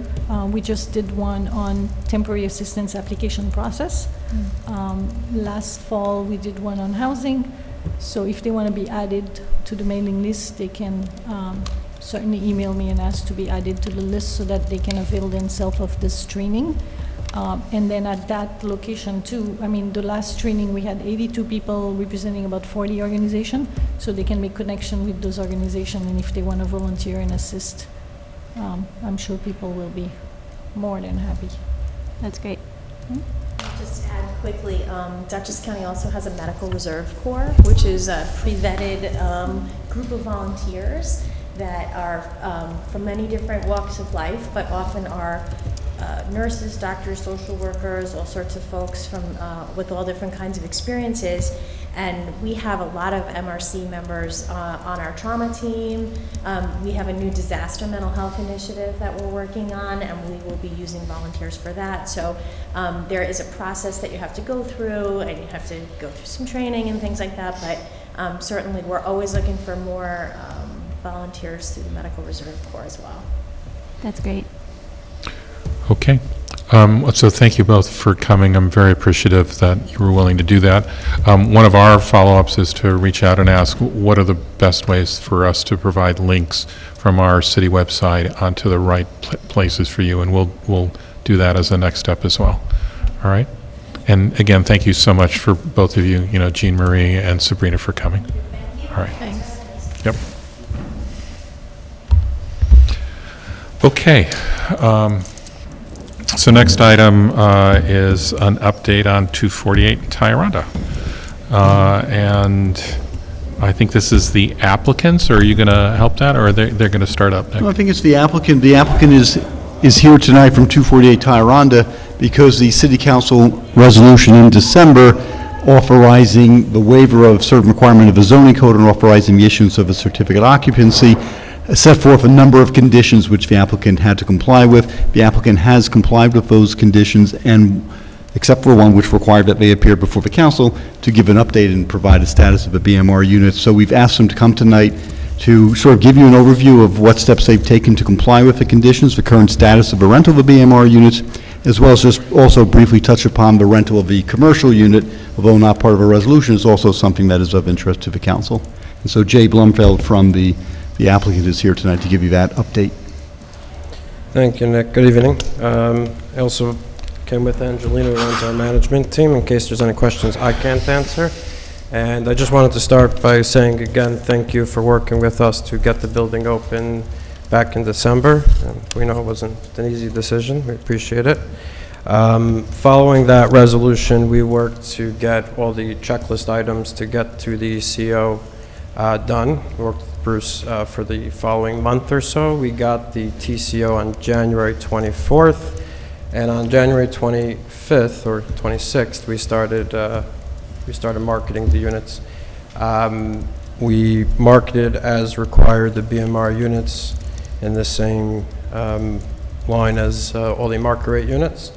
And we're very happy to report that we have actually filled all 8 BMR units as of this past weekend. And that's in addition to, I believe, as Nick said, all the other checklist items that were required of us. I think following this, we owe the council a written update the end of March and as requested by the city, a in-person update. I think that was in May. The 8 BMR units that we filled also, just have a few stats. All of them came from tenants within Dutchess County. 7 out of the 8 BMR units actually came from within the city of Beacon. They're all going to be moved in sometime over this month. I think some are moving in this Friday, and I believe that the remaining BMR units are moving in by April 1st. So that's where we are on the BMR units. I would also mention that 8 out of the 10 initial leases signed were those 8 BMR units. In addition to that, with the commercial, I spoke with Brian Massey actually today, who's still he still has all the listings up, and he's fielding any inquiries regarding the commercial building. I had given a written update to the council the end of January, which mentioned a potential medical use for the building. That broker seems to, it seems that there were some miscommunications with that. It's not off the table, but it seems less likely at this point. There haven't really been any significant updates since that written update. January, February, sometimes a little slower, but we did not really see anything significant since that written update. And well, anything that happens between now and then will be detailed in the letter that we owe at the end of March. So that's really the complete update that I have. I could take any questions. Okay. Council good? No questions. Yeah, I think it's basically just giving us the update, right? Yep. All right. Okay. All righty, thank you. Thank you so much. Thank you. Oh, it's good news to hear. Natalie, are you online? Can I ask sorry, before Natalie starts, just to finish up with this, I was under the impression, maybe I was misled, that we would hear from Hudson River Housing as well. Am I misremembering what we talked about, or is that changed? It changed at their request. They requested due to scheduling issues on their end to be moved to a different council agenda, and we felt that as 248 was ready, we would bring 248 and then work with HRH when it was better for their schedule. Okay, so they will come to us at some point. Yes. And we thought we could also add into that discussion of the plus The one ADU plus one, so yeah. they're promulgating the program and then Great. can launch it here. Okay, awesome. So maybe by this summer, but no firm dates Yeah, yet. we were thinking a couple months at Great. most. Thank you, I appreciate that. Yeah, I imagine they have their hands full this month. Yeah, and that's what next. I was They do. thinking as well. Yes, yes. So next item is ADUs, and I'm wondering if our planner's online. And everyone hear me? There you go. Yes. Yeah, hi Natalie. Hey, All now. right, good evening, hi. So I can walk through kind of packet of materials real quick. First thing you have is an updated memo. This memo is kind of the decision tree of questions that we went through together at the last workshop. And so it's been updated there to kind of reflect the conclusions that the council came to at that last meeting. So what that outlines in terms of changes that were made to the local law is we did make changes to permit accessory apartments on all lots that have a single family home in all districts. We did also add the definition based on conversation. We retained the owner occupancy requirement in either the primary or the accessory unit, but we did notice that the definition for owner was not in the kind of more general section of the code. It was just in the section on short-term rentals. So to kind of tighten that up, we did add a definition for owner and owner primary residence into the code.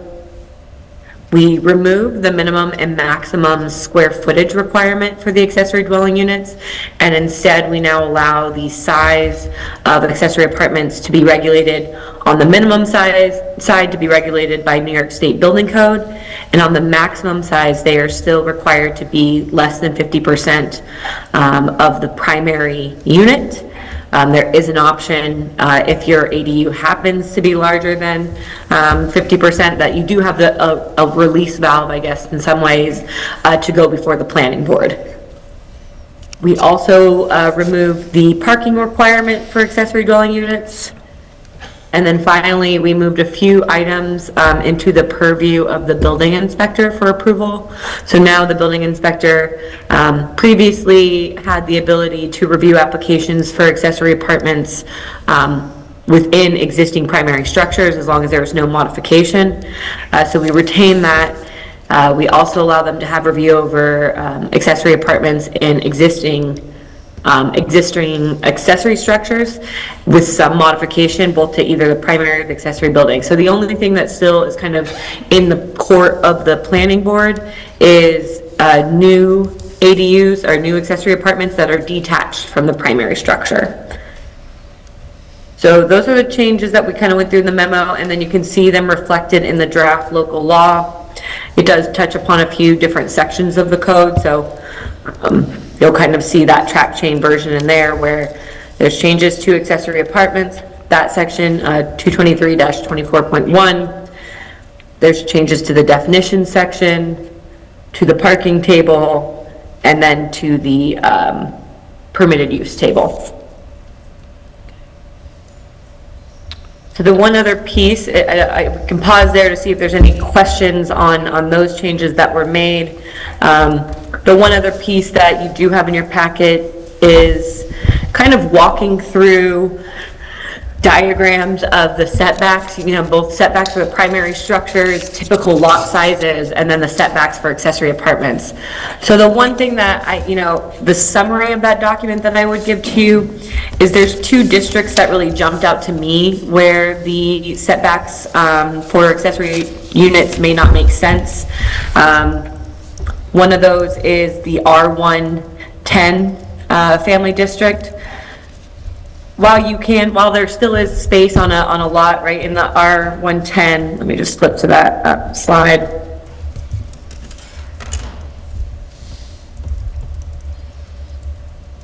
While you can still fit an accessory, what you're seeing there, right, is the typical size, the typical shape of lots within this district, 100 feet by 85 feet width, typical size of a primary unit, and then kind of what the setbacks require. So you can see you can still fit an accessory unit of a pretty substantial size on that lot, but you do start to get them quite close to the primary structure, and it's just limited space, and it kind of ends up being right in the middle of the backyard of that structure. So one recommendation that I wanted to put in front of the council to consider is we could bring those setbacks down to 5 and 5, which would match other similar districts like the R1-7.5 and the R1-5 district.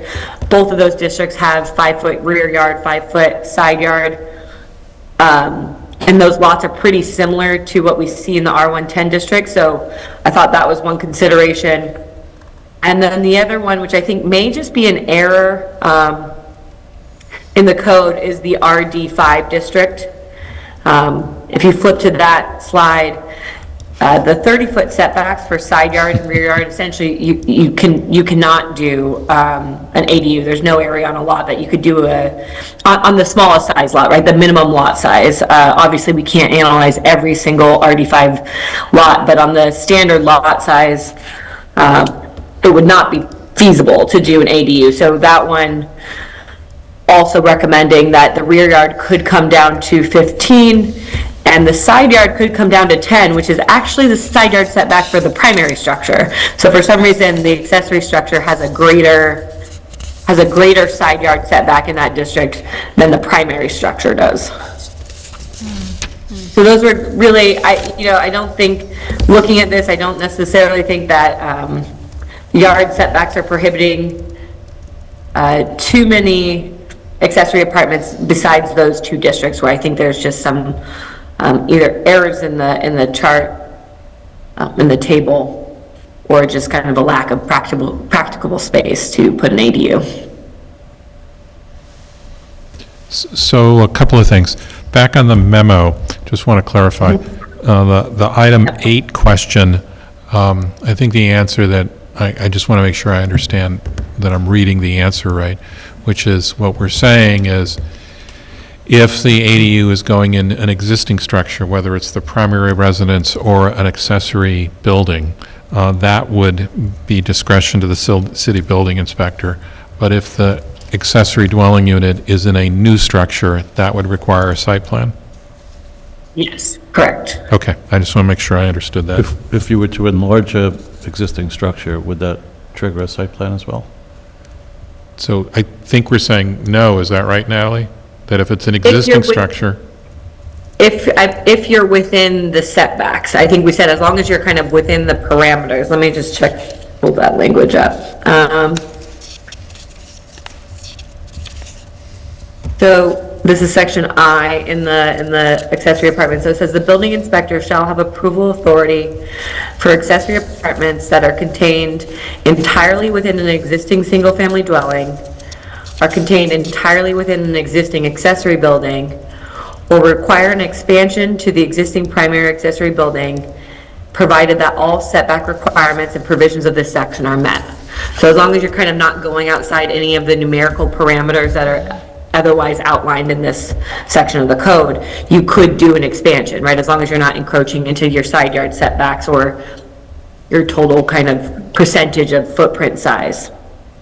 Right, and that was consistent. What it leaves is, if you're kind of expanding beyond any of the parameters, or you're building a new accessory apartment that is detached.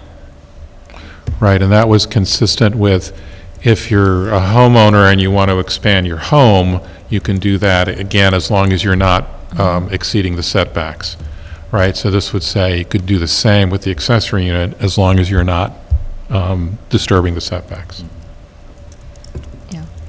Okay. I might want to revisit this in the future, and I appreciate that you're adding another structure onto a site. Like, we don't currently require single home builders to go before the planning board. My understanding is that can go through the building department. I get how if you're adding another building, which could be up to half the size, that as a community, we might want to have that go before the planning board, at least as an initial thing.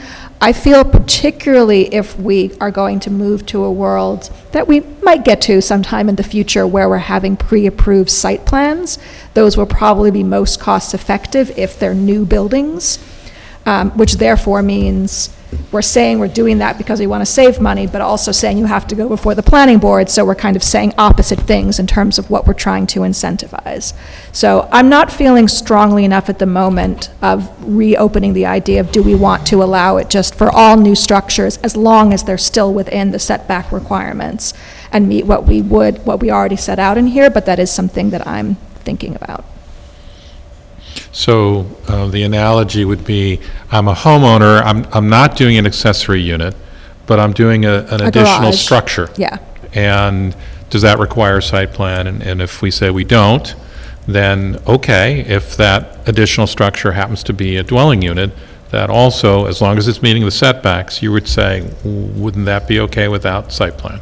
Yes, that's what I'm thinking, where my brain is going. I think that's logical, and it follows the home expansion analogy we just did. That's where I'm also leaning, Molly. So, I mean, again, I think that we've had so few applications in the past, I don't know, 3 or 4 years. There were like 4 in that memo.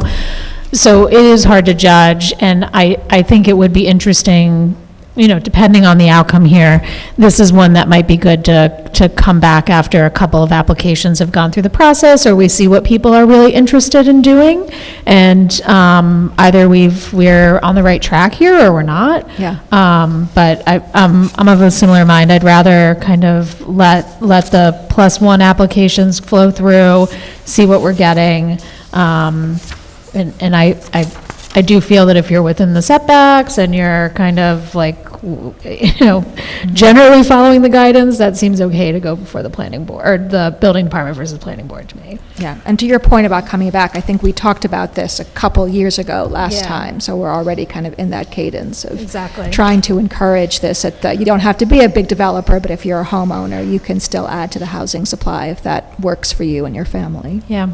So that's suggesting a change to what the current language is, right? Which would say, even if it's a new accessory building for an accessory unit, as long as it's meeting the setback requirements, that also would not require a planning board.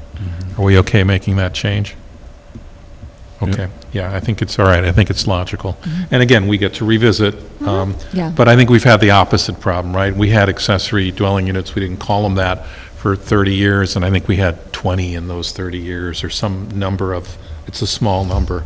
And then, as Amber's saying, since we changed the law, again, only a handful, so that's okay? Yeah, I just have and it's sort of related to this, but what if you had a garage, detached garage, and you wanted to build on top of that garage, and you wanted to keep the garage as a functioning garage?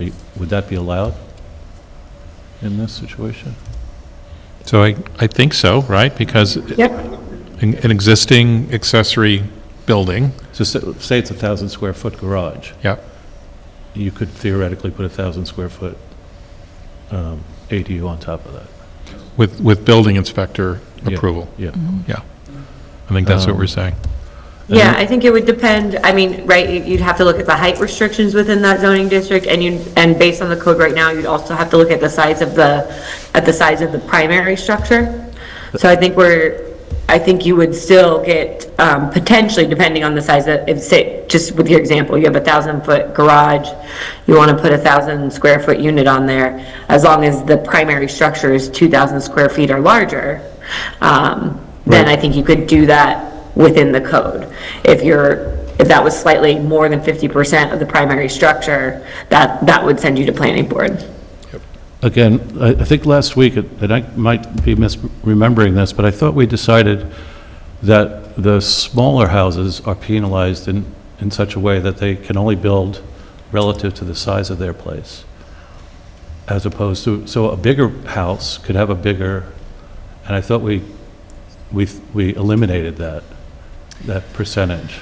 We did. I did hear that discussion at the last one, but I think I heard some back and forth there, and I think the direction I went with this, based on the comments, was we did remove the minimum and the maximum, but in terms of square footage, but that 50% was retained because I think it's kind of in the nature of maybe the 50% could go up, but having that limitation is somewhat within the nature of it being accessory, right? I think if we start going too large and allowing accessory units to become equal in size or bigger to the single family, to the primary structure, then we start getting into the area where we're talking about two families. You're just allowing two family on one property, right? So I think we start to I was a little bit hesitant to remove that 50%, that ratio, I guess, requirement, because then I didn't know where to necessarily draw the line between two-family resident structures. So we're trying to achieve something that looks accessory and doesn't conflict with the size and scale of the existing. I'm not sure, is that really our intent, or is that our desire? So I'm okay going in the direction you're suggesting, which is why wouldn't we pull the 50% requirement as well? So long as it had the setbacks and it didn't exceed 1,000 square feet. Yeah. Again, I'm just taking an example. Say someone their house was too small, and rather than go buy a new house, they built a bigger unit, and then the main unit or the primary unit would then become kind of the accessory unit. Yeah, and we certainly have homes in Beacon, built in the 20s and 30s that were, are considered small by modern standards. Right. And I could see that situation. Again, I don't see any, from my view, I'm with you where you're going, which is I'm okay pulling the percentage. Again, have to meet setback requirements. Mm-hmm. That's what I'm having. Right, but was it pull the percentage but add back in the 1,000 square foot maximum? Yes. No, why bother? Why do that either? Well, so there would be no minimum, and no maximum, and no percentage relative to the original structure. Okay, yeah. I'm not sure I'm okay with that. I just think kind of what Natalie was hinting at, that you're basically you're subdividing some lots, essentially. You're basically subdividing it into two homes. And so I don't know if that could impact the character of Beacon. I get that Amber's point that we haven't had a lot of these, so I'm like, okay, is it worth us doing this to have that trade-off? But that's an area where I'm like, ooh, I'm not sure that's actually what we want. And this is also based on anecdotal information of people have quite within their rights built to their maximum size, and some of the new houses we have built, and they are much larger. And so I think when I think about the tone of the city and people's concerns about the size of buildings, that I do want to be cognizant of that. So with keeping that in mind, I think for now, the part that George is talking about, I'm okay with.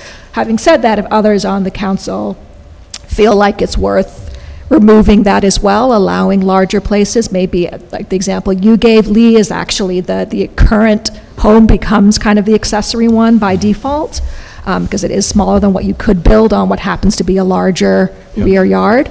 Then I'm okay with trying that, but my personal instinct is not to go that route right now. Yeah, I'm of several minds on this, and I am curious, Nick, if there is a definition somewhere that would sort of make that flip, that the larger unit becomes the primary unit, or if there's a way for a homeowner to designate or like decide which of the units on their property is the primary unit and which is the ADU, as a technicality. And I'll also say broadly that I'm interested in the conversation about subdivisions and about multifamily zoning, but I'm not sure that doing it through the ADU law, it functionally is the right way to do it. Right, so we could address your comment about requiring that the larger unit be the primary residence. Becomes a question of enforcement, though, which I think would be difficult and require the building inspector to go in and inspect and to ask who's living in which unit.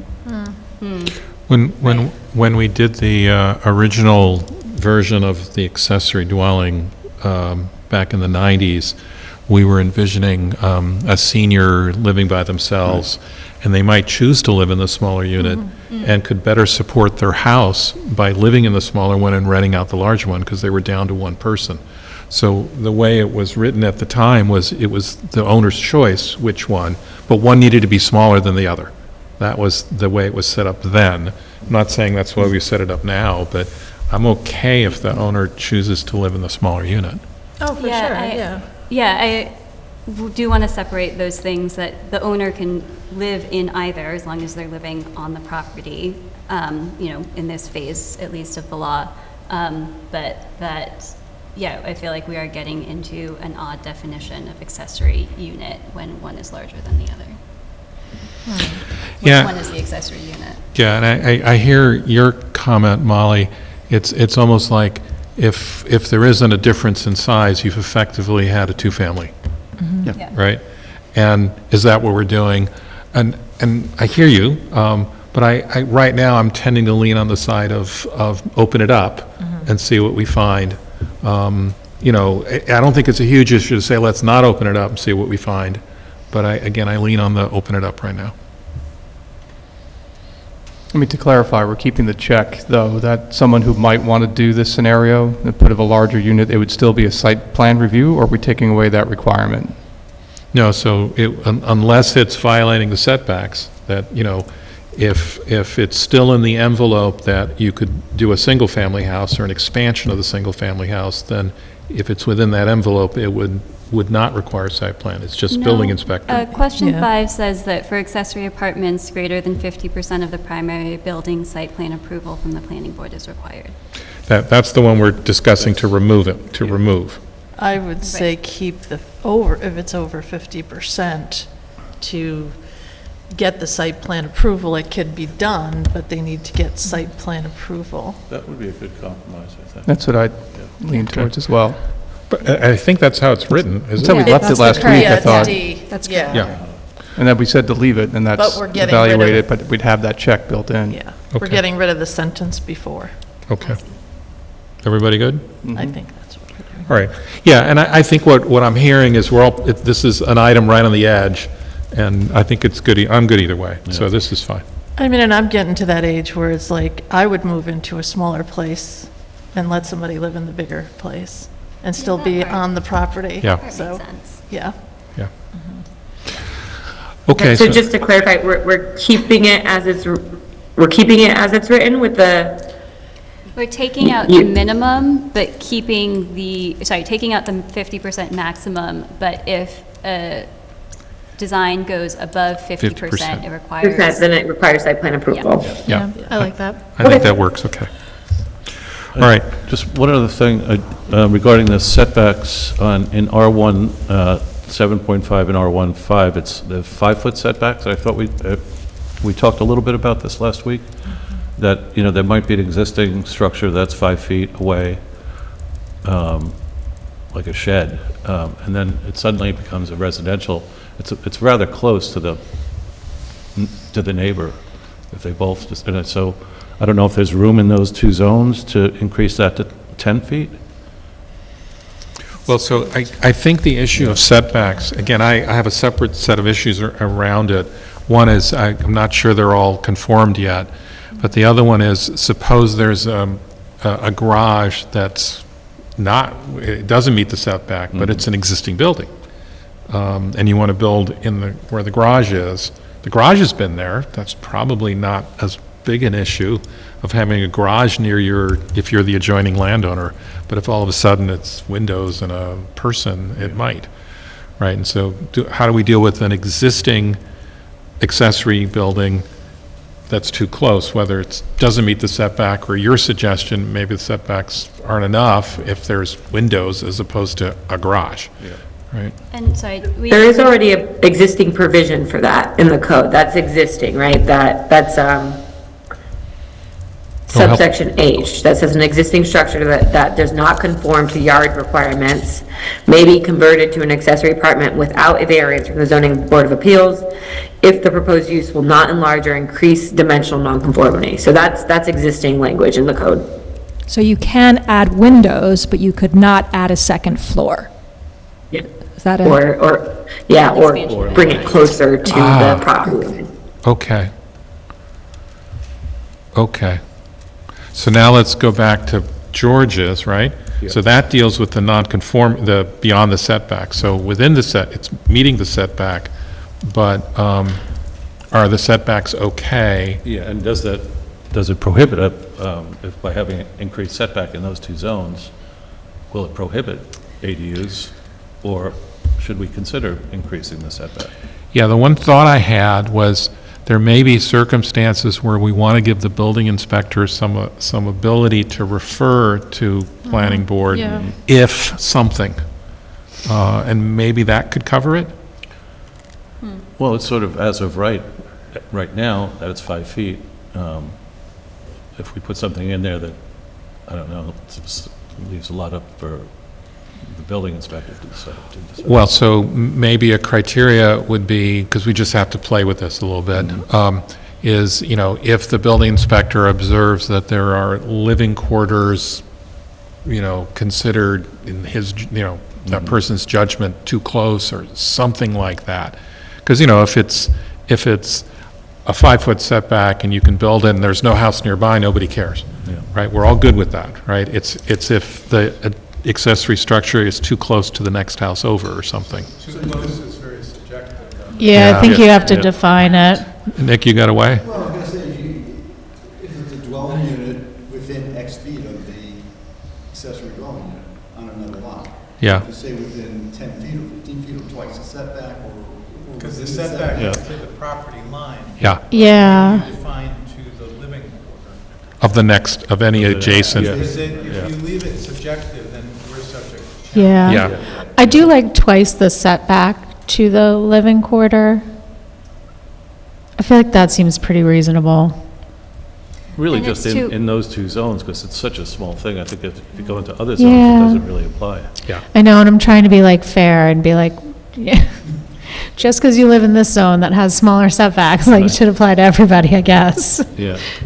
Yeah, I will just say, we did actually have an application before the planning board not too long ago that was a garage, an existing garage, detached from the primary structure, sitting right on the property line, being converted to an apartment. And there's just so much nuance to it, right? Because the way they designed it was that it was in the existing garage structure. It wasn't taking up the whole space. They set it so it was on the side away from the property line, and then there was a lot of landscaping and trees. So I definitely hear the concerns about them being, but I feel like, and I understand that we're taking away the planning board review aspect of that, but there are cases, I think, where it has worked out. There's many garage structures are going to be really close to your property line, right? Just from typically how they get set up. So I do worry about that prohibiting quite a few of the conversion options. Could Well, we I put guess- something in there with, maybe there's no windows on a second floor, that if it goes up to a second floor, no windows on the lot line? I don't know. I guess, like, just to kind of check, I think the concern is that and I'm just going to keep using the example that you were using, where you're 5 feet, the setback is 5 feet. The rear setback, the side setbacks are 15, I think, in that district. No, the side setbacks are We're also 5, okay. So you've got a 5-foot setback, and I think that what we're concerned about is saying, like, okay, let's just make sure that, people have some space. And I thought we were saying that in those cases, it might be good for them to be referred to the planning board for things like what Natalie was just talking about, to help with screening, to inform the design, to say, like, okay, no windows because you're, peering into somebody else's space. So, I mean, if that's the case, I'm okay with kind of referring that maybe, like, twice the setback to the next possible dwelling to the planning board, and letting them kind of help with the neighborhood, peace and community. Yeah. We could also maybe come up with something other than site plan, so that we're not preparing a full site plan of our property, and maybe it's just for a special accessory unit setback permit. And we give the planning board criteria to establish and issue a permit just to sort of work with the applicant on addressing those legitimate neighborhood concerns. Yeah, I like that idea, because the example Natalie gave was so good. Like, they put in the screening, they consciously oriented the building so that it wasn't right on top, and yeah, that probably doesn't need a full site plan. It's more of a, like, consulting, but with actual, like, decision-making authority. Right, so they would just come with a survey of their property and architect's plan perhaps, and then work with the planning board. And maybe it's working with the planning board in the role as the ARB. Yeah, that could work. A certificate of appropriateness. Right, somewhere along that line, Okay. yes. Which we do for historic buildings. Yes. That seems reasonable. Yeah, the example, the drawing that is on page 45, that's the one that's got 5-foot setbacks. If that's the typical neighborhood, the houses are all up where the main house is on this, and the accessory unit is probably all by itself. And so it would work if we had something that kind of, I like this idea better than the at least X feet from, that it'd be some simpler process and some easier approval process, right? Can we write that? Not presently, but yes. Not this evening. Yes. We'll just go to the kitchen, yes. But yes, Natalie and I can work on that. We can have that in the draft law. So your next step would be, I think you're there, you'll tell me if you're not, to schedule a public hearing, refer this to the planning board. Yeah. So Natalie and I will work on that, we'll incorporate it. If you're not pleased with it, you want to tweak it, you have that opportunity, but at least you're moving it along. I would be ready for that as a next step. Yeah. I just want to clarify for my own understanding, we're talking about this in general for otherwise setback compliant buildings. Are we requiring this also for existing buildings that do not meet the setback requirements? Because we're talking about, the example that I thought you were talking about, George, was like there's a garage that's on the property line. And it No, shouldn't not also necessarily, have even just close. You have a garage that is allowed by current setbacks that has 5 feet. Say it's 5 feet from the property line. Okay. That's allowed for an accessory building. Okay. Now you turn that into an accessory dwelling, that's a much closer, you now have a residential building, much closer to potentially another residential building that the neighbor hasn't gotten used to or wasn't prepared for, to have a living space so close to their property line. So this sort of setback permit or certificate of appropriateness would apply to both existing buildings that are being converted, whether or not they meet the site requirements or as the setback requirements and new construction? I thought it was just existing or proposed that don't meet the current setback requirement. Okay. No? Well, I was kind of advocating, I was just saying, should we look at this? It's 5 feet. These two zones have 5-foot setback for accessory buildings. If we were to make that 10 feet, would it disallow in these situations? All right, It yeah. would? So maybe that's... Yeah, so now I'm hearing where you are. So this would be in the zones where the setbacks are small, 5 feet. For an R15 and R175, there's not a lot of room. In those, we would say, even if you want to build within the setback, there might be an additional step of saying it might need an appropriateness review. Yeah. Yeah, I think it's either that or what George is saying is make the setbacks bigger. But that might prohibit it. Anything. Yeah. Yeah, it also Bigger burden. disincentivizes the homeowner because they're having to take away more of their backyard Yeah. in order to accommodate. I think I lean towards I think I lean towards what was proposed as opposed to changing the setbacks. Again, more from a I just feel I feel more concerned about changing the setbacks than I do for those cases of asking people to do a little bit of an extra step with the architectural review board. You could keep the setback and just say, a setback permit shall not be required when you are twice the distance. So if they want to voluntarily increase the Sure, setback yeah, to yeah. 10, Okay. then you could build the Yeah, code that that way. makes sense, So yeah. you don't change your setback, but you give someone incentive to double if they can avoid a step. I feel better about that than changing the setbacks. Yeah, I agree. And then the lots that have larger setbacks, they're probably okay. If the setback's 10 or 20 feet, you're already good, right? Okay, yeah, that one makes sense. Someone summarize for me what we just decided? I think I've gotten a little lost. All right, so let me try. I think what we're saying is, in a specified type of lots, so maybe the R15 and the R175, so the 50 by 100 lots or the 75 by 100 lots, that have 5-foot setbacks,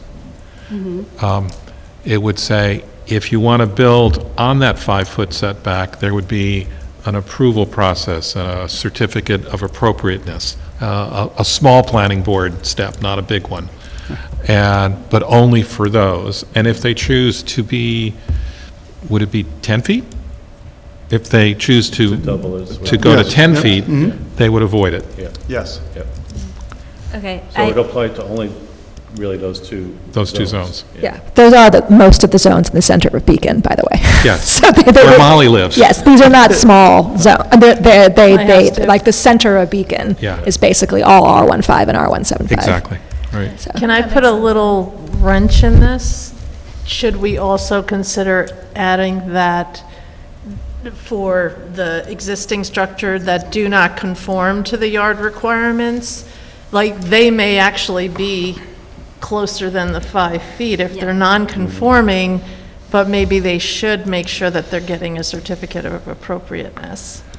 If they're, maybe we could set To it become a within living 10 unit, feet or if they're gonna- something. So let's see if we can work that. So that would be a non-conforming to the setback existing structure would also require that certificate of appropriateness unless it's at least 10 feet.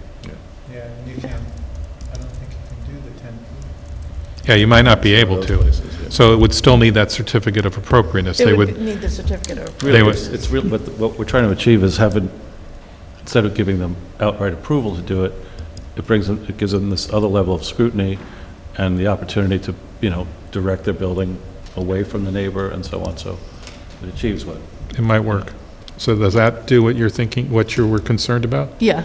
Okay. Yeah, because that's already there, that's H in That's the H. law, so. All right, so we're defining this concept of a certificate of appropriateness, and we're applying it in a couple of small lot sizes, and then also the situation where there's a Non-conforming. existing structure exceeding the setback. In Right, any encroaching. district? Yes.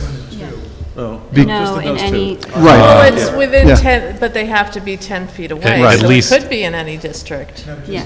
Just in these two. 5 and 7.5. Right. No, There's no one, no, everyone else is. I think it makes sense for it to be for the existing non-conforming building to be in any zone unless it's already at least 10 feet Yeah, from the property line. I think that's the logical one, right? Which is, the setback's 20 feet, Yeah. the garage is 10 feet off the property line, But 10 feet close is enough, fine.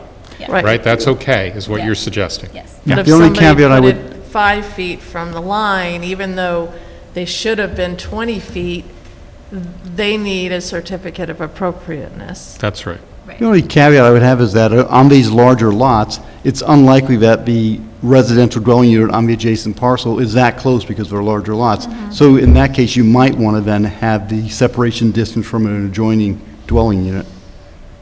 Because the goal here is to avoid coming to boards. Yeah. And so if someone is 200 feet away from the nearest one, but they're 5 feet away from a property line, that's really not making a difference. That's not addressing the concern you have. So you're adding, I am. it's okay.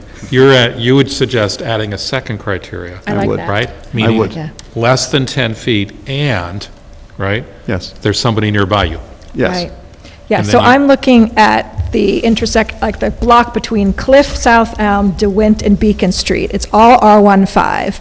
If I'm the first person to build the back of my lot, I build an accessory unit, I'm fine, I'm within 5 feet. If I'm my neighbor with my back lawn building, in that case, my neighbor needs to get this certificate just to check that everything works out and I'm not creating issues between our two accessory units. And they could, if they can't meet the 10-foot setback, go to the ZBA for a Right. variance. Yeah, if they.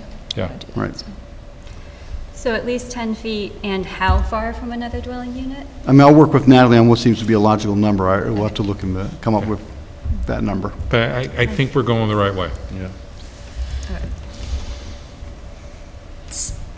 I'm still happy to refer this to the planning board and schedule the public hearing. Yes. We all agree that we're close enough where we're going to start the process up, right? Yeah. And then Nick's going to come back to Natalie. Okay, great.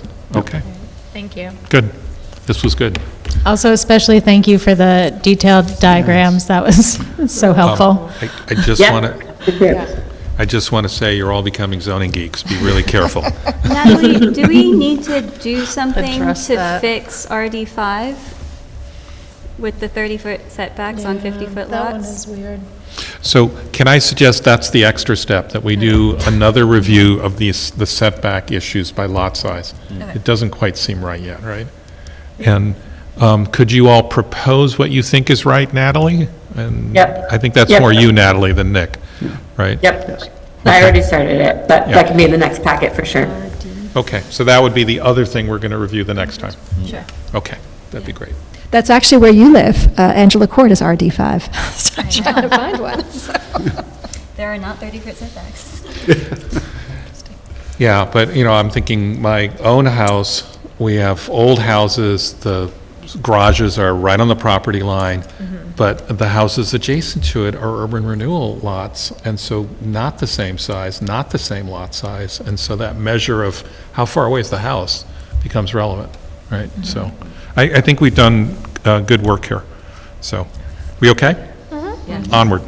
Okay, last item is priorities. I think this is reasonably simple. The same worksheet we gave you before, we added a column, and so for all of the existing items, before you get to the future projects section, the last section, we added something and we're letting you know where are we. So we're not going to give you a detailed, 80% done or this or that, just starting up where we are. Some of them are already done, like the roof at the sewer treatment plant is done. So we're making our way through these things, and that should give us a sense of what we might be able to tee up next. But your focus, because again, we're executing against these, right? We might take something off the table depending on what we discover in the process of trying to do the project. But in the back is, okay, what are we going to try to tee up next? I think that's where you all have some say, and it's hard because, they're kind of fluffy and we don't know what they are yet. We added two things. Do you need Natalie for the priority conversation? Natalie, I would say good night. Okay, Are we thank you, good? Natalie. Thanks, Natalie. Thank Thank you, Oh, Natalie. she was asking permission to go She away. was asking. Yes. Everybody good? Thank you. Thank you. For Sunday. Yeah, great. Yes. That worked well. So I did two things. Chris had asked about a couple of things. They were already in the top section. He asked about trees and something else. And then, George, you asked about rec center. There was a renovation line I added as a reno or a new, right? Take your pick. We're not going to do both. And then the comment about communication plan, we added that to the list, right? And so if you were looking at this future projects, there's probably two thoughts you might all have, which is what might we do sooner rather than later, and then of things that are longer term, which we prioritize, right? And so rather than say we're going to prioritize them all, the question for the council is, what do you think, right? And we can tee them up. It takes a little while to do it because they're all undefined or whatever. The one I will say is the communication plan, which you put some money in the budget. Chris and I have already started to talk about that. And so if you were kind of wanting to do something there, it doesn't mean it's a tomorrow. It probably means it's a end of the year or start of next year, but we've at least started thinking about that because it was added to the budget. That's what I was thinking, too. Yeah, I think the fact that money is there, we need to spend it. Yeah.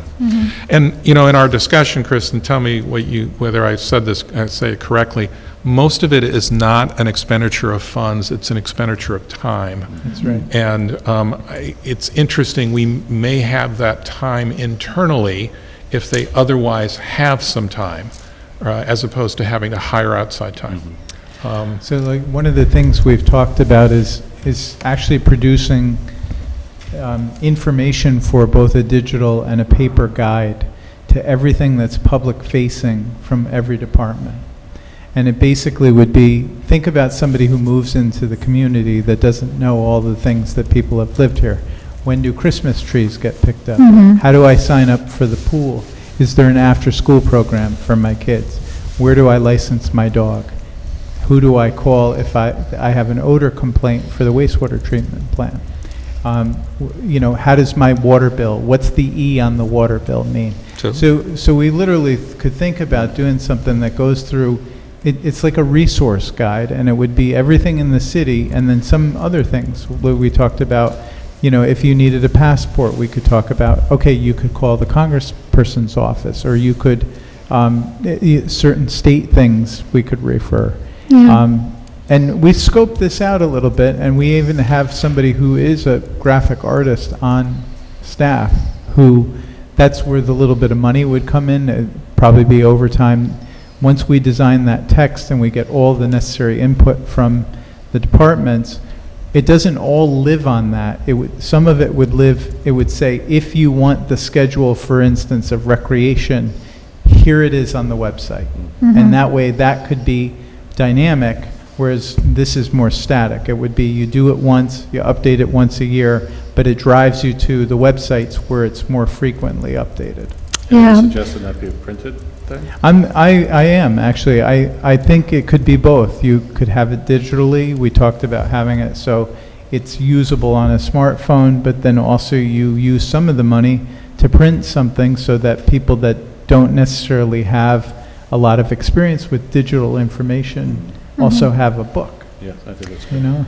Yeah, I think I don't know that we necessarily want to design this here, but I will just say that I think that's a really good idea and something that the community is asking for and needs. I think there are also some other things that are being asked for and needed. And so part of what I would hope we can envision is how do we get some foundational ways for the capital C city to communicate with our constituents. And I'll give you a great example is in the Fishkill Avenue Concepts Committee, the team is talking about how do we publicize this information session we have, and the city doesn't, other than the Recreation Department, doesn't really have a way to just email people once a month and say, here's stuff that's coming up. So part of it, I think, is like the foundational elements. I definitely think that's a big component of it, is like centralizing resources and helping people know where to go. But I think there's probably some other things. And, you know, I am very sensitive to the fact that our city staff works very hard on a lot of high priorities every day. And when we had this conversation, you mentioned that there's like a lot of positions that we might need to fill from a staffing perspective during the budget. I would wonder if this is something that we could outsource a couple hours a month for somebody to do, if it is a better and higher use of our staff time to do something else. So I'll just offer that. But I do agree that I think that this is something that isn't a huge capital project, it isn't a huge study, it is hopefully, as you put here, medium effort, just kind of figuring out, okay, are we outsourcing this? If so, who? And then like, what are the things that we want to try and get done as steps to foundationally be able to communicate with the residents of the city? Not just residents, community members. Yeah, I'm not sure about the outsourcing, because the way the information is collected is probably department heads provide bits of information. Again, rec is a clear exception because they have so much information and calendaring they have to do. But again, the job is not to design how we do it here, is to Right. talk about what are we trying to do. The extra point that I heard you say was the email blast concept of can we do something like it. That I think will come later. I think the water meter project is going to get people putting their, registering to get water meter information, and that's going to give us emails. Well, you have to get people's consent to email. I understand, Yeah, I but we have very few of them now. And again, you have a disparity between residents and those who pay the water bill. So Yeah. like, you could have an apartment building, and the one person that owns that gets the water. Gets the bill. Yeah, so how one distributes the channels, right, now you know all this, right, is different than the information itself, right? Yeah. And we may have to think about both elements, right? And we do have things in place that we should just lay out better. We do have the RAVE 911 system. So for instance, if we're having a water shutoff that's planned and not just an emergency, we will put a call into that neighborhood. When we've had things like, during COVID, the mayor used it quite frequently. Yep. We do have Channel 22, it's not well used. We have social media, we have our website. So I think it's packaging it all around. One of the first things was kind of developing the content of what could go out too. I would like to look, if we have the budget for it, I would like to look to add a position in this office. We used to have 3 people, the mayor's assistant and an assistant for the city administrator. We basically upgraded that, one of those positions and didn't fill the other one. But if we have to, again, I'm very circumspect about what's happening right now with money and the economy, but if we have the capacity, we would like to think about adding a person too, so that you could do that, normalize those,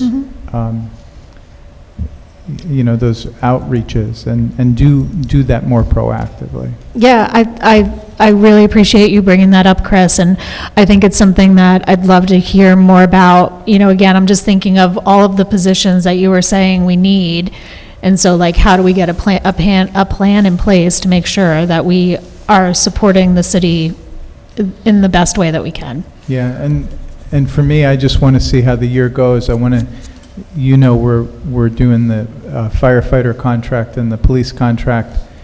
We're well behind in our pay for the firefighters. We're about to lose 2 firefighters to the city of Poughkeepsie because there's a $19,000 disparity between the top. Now I'm getting off subject, but it's just, I want to make sure we're doing the basics before we expand. Yeah. I guess too, so it sounds like most people are in agreement that like the communication plan is an important one to move forward. The other like frame of reference when I look at these future projects is just thinking ahead to when we have comp plan in a couple of years. And are there questions that we really should maybe not fully answer, but have some information on before we go into comp plan? And for that reason, some of the sidewalk and kind of, I'll continue to refer to it as mobility or access, in addition to bikes. I think there's other means that we might want to consider for people to get around. So for those reasons, I feel like those are probably 2 that could be important just to prep us for that. I would agree with that, and would add probably the rec center into that as well. Just a point of, like, what are the issues about having a new thing versus an existing site? I think those are things when I think of the comprehensive planning process too. I had the same thought of like, what do we want to tee up for that process from city council? I just know that we're struggling to get South Avenue out to bid. I mean, we have the South Avenue project was 4 disparate contracts. 1 is under contract, 3 are out to bid. Mark has a department with 3 other people. And again, we don't have any time at all this year to work on the community program. I'm just telling you, like, we're, with the skate park and with South Avenue Park, I never know what's going to go sideways. So- We Play went totally sideways last year. Yeah, what I'm hearing is I'm thinking about what you're asking about and saying, where does it slot in? It doesn't slot, like, studies to get ready for comp plan would slot in, especially if we can find money from somebody else, probably slots in next year, right? And Chris is kind of saying the plate's full right now.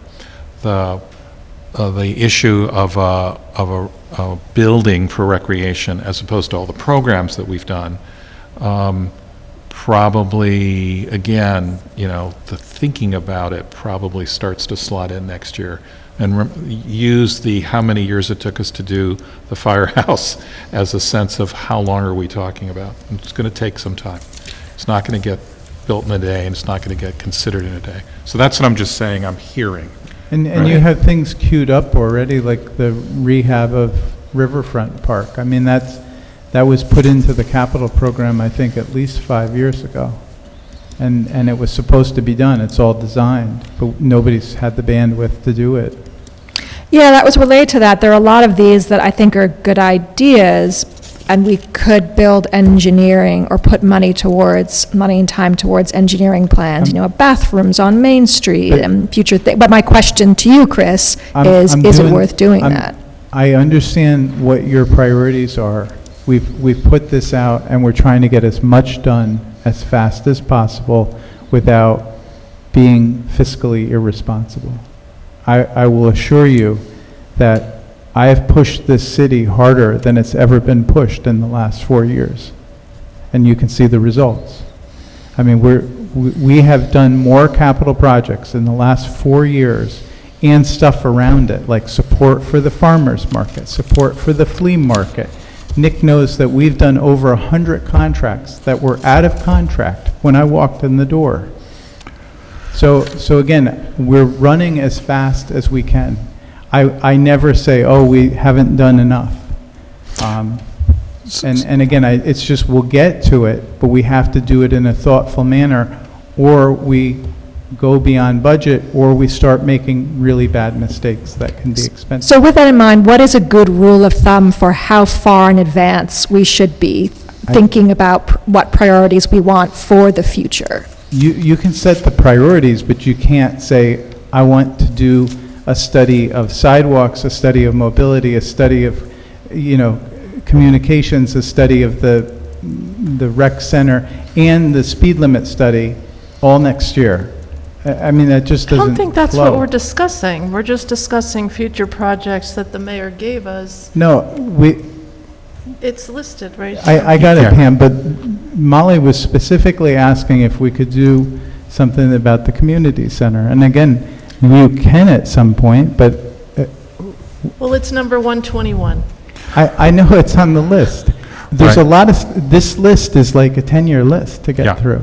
Yeah, I guess get it. I guess I'm confused about why we're having this why are we having conversation this then, because discussion? I thought this was for the council to kind of help advise like where we were, but if that's not the case, then I don't know why we're I talking. thought the mayor was asking the council to prioritize the studies so that we can go down them in order. We come away from these meetings, and Ben and I don't know what the priorities are, because everybody at the table seems to have a different priority. A priority means you put one thing, and then the next thing, and then the following thing. I think we just gave 4 things. Okay, but they're never in order, so. Okay, so let's Put get them in order. Yeah. Yeah. And then we'll go down the list. Yep. I mean, do you want the communication plan first, or a sidewalk plan, or a mobility Well, I plan, think or the communication, we were saying yes, because it's budgeted money this year. I would agree. So I can assure you that budgeting for it doesn't mean that there's time and resource to get it done, right? to put time and resource to get it done. We might be able to do it by end of year. It might take till the start of next year. I think that's about where we can get that done. If you're looking for, like, say, bike or sidewalk or one of those plans, my suggestion would be that we agree on which ones, in what order, and then we attempt to tee them up and get funding for them, which, again, takes us time. So my guess would be that those would be things we would tee up for next year, because we'll be looking for funding to get it done for this year. And they need to be scoped out. Like, I can have conversations with our partners at the county if I understand, what do you want to go with next? And then what's the goal? And then let me talk to them and say, how do you do this? The sidewalk plan probably isn't that hard. A mobility plan, unless you define it, I have no idea how big that could be. I mean, that's, so the more you define it, the more we have guidance for when we have time to do the next thing. Yeah, and the traffic, remember, the 25 mile an hour piece is a pretty good model, right? We discussed it, we said we'd get to it, we got a piece of funding for it, or we're close to getting a piece of funding for it. I don't know. I think you also have to realize that federal funding has changed radically in the last 2 months. I have no idea if we're going to get a CDBG allocation. I have no idea if we're going to, they're even going to announce the TIP grants that we applied for Beekman Street. Whether or not the UPWP, the Unified Planning Work Program, goes through, I don't know. So the way that I would translate that is we put things into our hopper, and just the reality is they may not come, right? And that's okay, because that's just the reality that we'll have to address. But again, if you want to work on communications, I think we can get to that, given what we've described, sometime by end of year or start of next. If you're looking for one of the plans, let's try to identify which one, and let's try to tee it up for, next whatever, next fall, no, next spring. The next funding application cycle, like if they do open a TAP grant, a Transportation Alternatives Program, then I know what you want to apply for. And we've already scoped it out. We kind of have an idea how much it would cost, how long it would take. Right, the sidewalks you suggested might be easier to do. I think that's because you're thinking there's a tool that the county has we might be able to use. And you have a basis, you started studying it, you have a map, it's filling in additional details, and then it's you setting criteria on the prioritization of where sidewalks go. Things like, oh, it's by a school, or it's near a park, or it connects to Main Street, or to transit.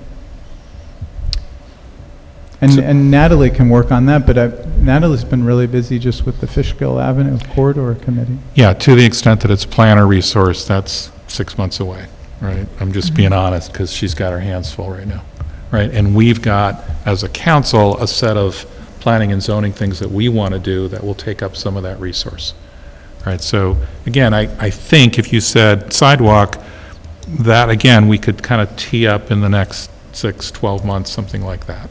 Right. Well, I'm still not clear on what we're talking about when we're talking about a communications plan as a product. I think there's a disconnect between what everyone maybe at the table understands about what that product is.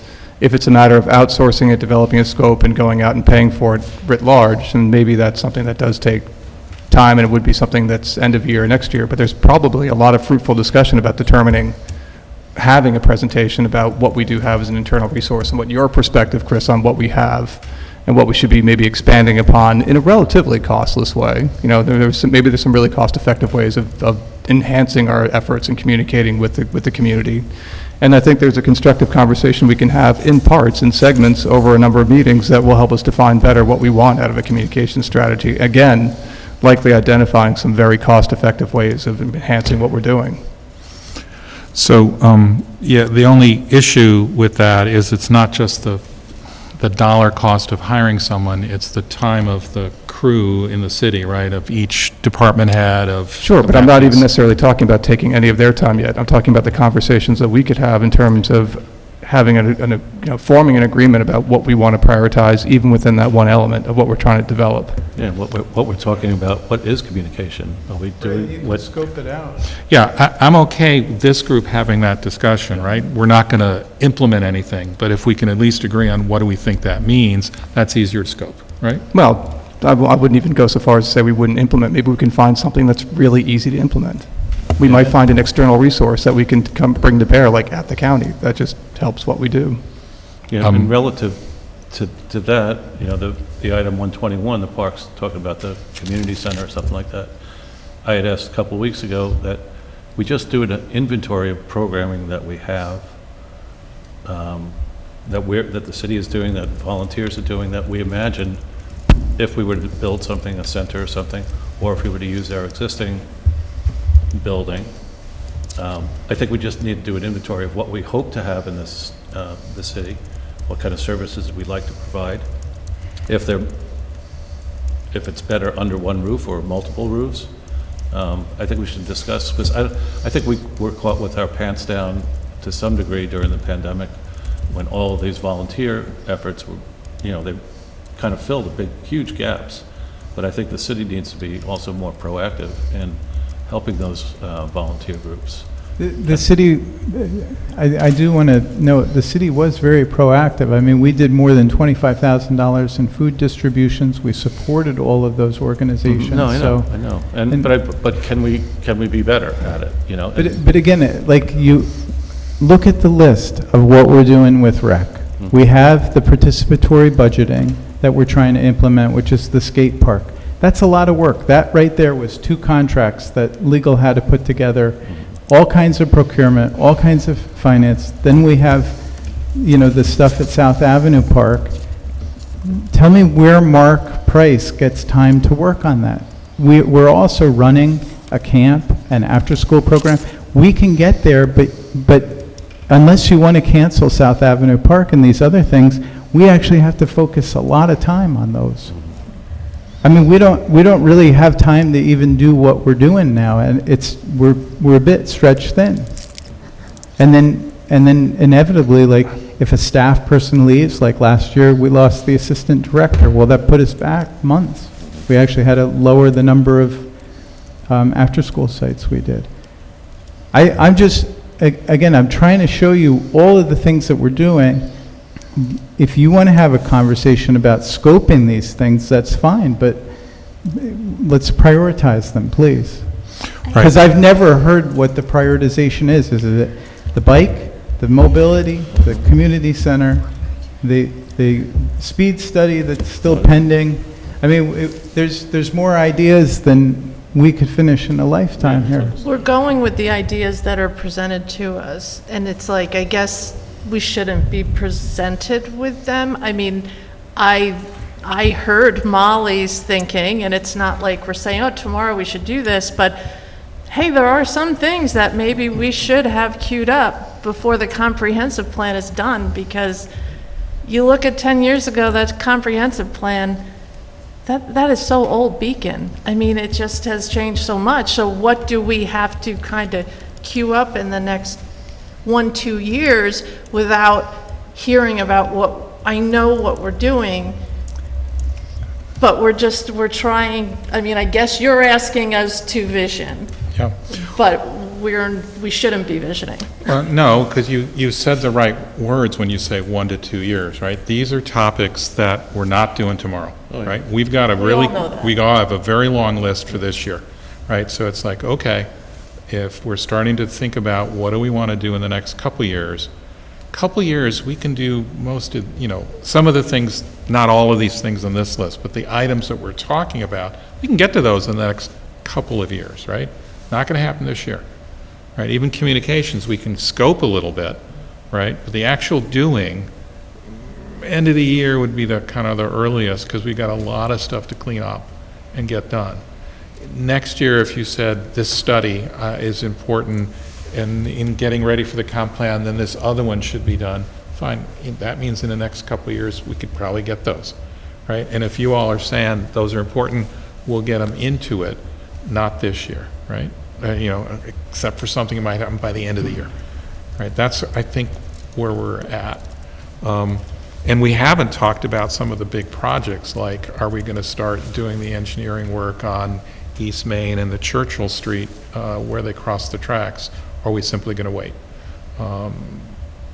Those might be some of the other things. And again, like, we only have the city engineer for so much time each. He's struggled just to get the design work done for replacing the sewer and water mains on Fishkill Avenue so that we can repave all of Fishkill Avenue by the end of the year.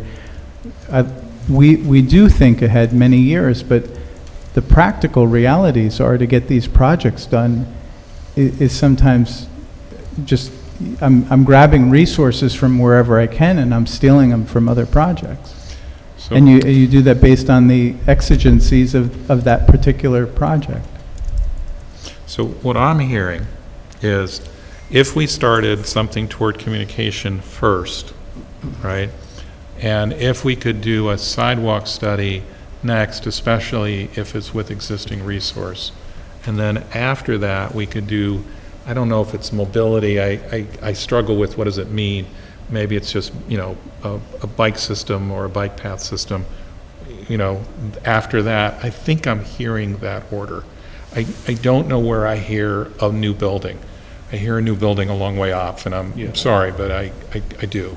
No, that's what I was suggesting, that we figure out what we need, and then we see what buildings do we have, knowing that a new building is a dream. Yeah. It might be a 15-year dream.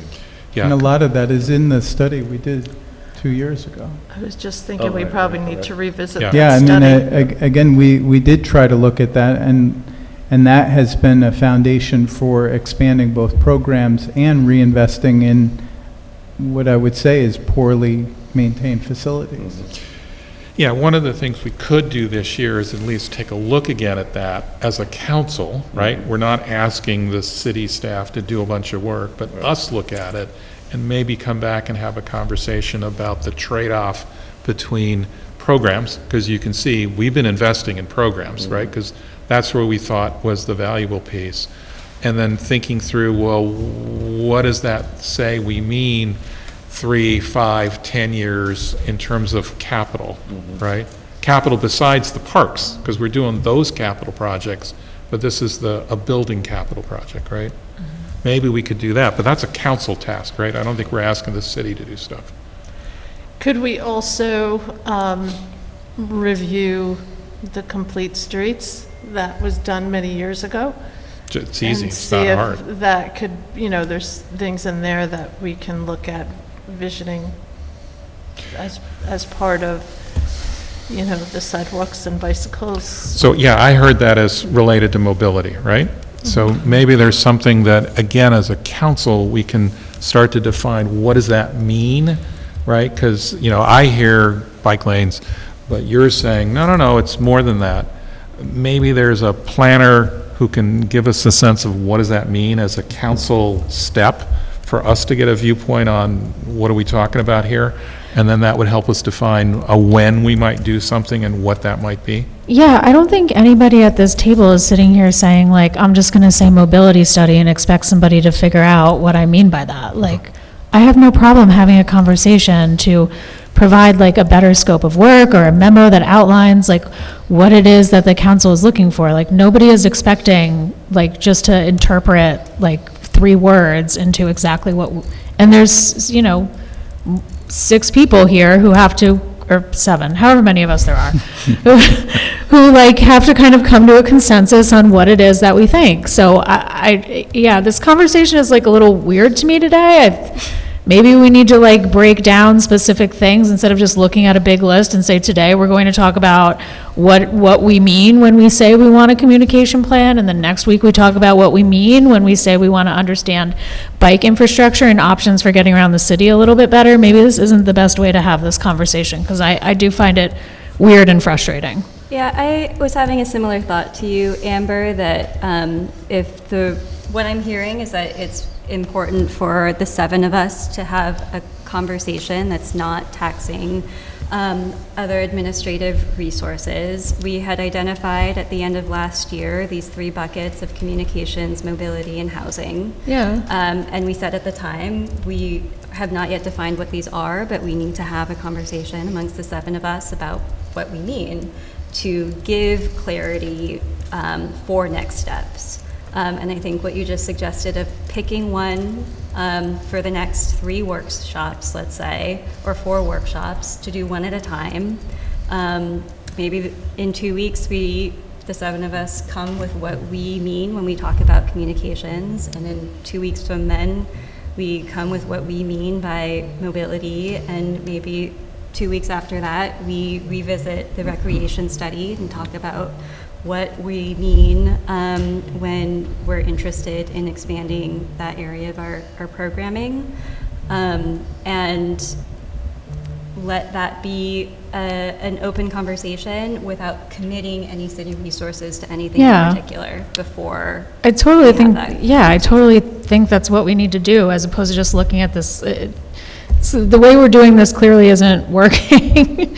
So, and again, I have no problem saying, like, here are the thoughts that we have, and like typing up a memo about it. Like, none of this needs to be this stressful for anybody. We don't know what to put on the agenda every week. I could give you 15 things right now. Like, That's So exactly. that's the problem. You could give me 15 things.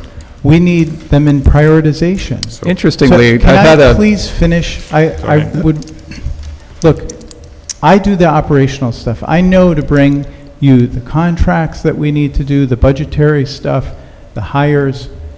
When it comes to these kind of council priorities, every week I ask the mayor, what do you want on the agenda? And he and I have a conversation that we don't know. There's like 8 things that were discussed. Which of the 8 things do we put on? Because you can't put them all on at once and then have the conversation that topic deserves. The reason we put this forward was, pick one of these that you want to put on the agenda next. We've had 8 or 10 ideas here. Pick one. Just pick one and we'll put it on and we'll try to prepare and we can have a conversation about it. So we started discussing communication. Do you want to? Well, let me just interject for a second. Interestingly, I proposed and shared with some of the council members the idea of having a resolution where we have an agenda spot on the agenda to talk about the agenda so that we can, in a disciplined way, I think a lot of us do work as project managers and have discipline in our day jobs. We can walk and chew gum too. We can do more than one thing at once as long as we have a structure about what we're doing. Very much in line with what both Amber and Paloma are saying in terms of spacing this out. Just like a construction project, we can have structured conversations around the concepts that we're coming to common ground on.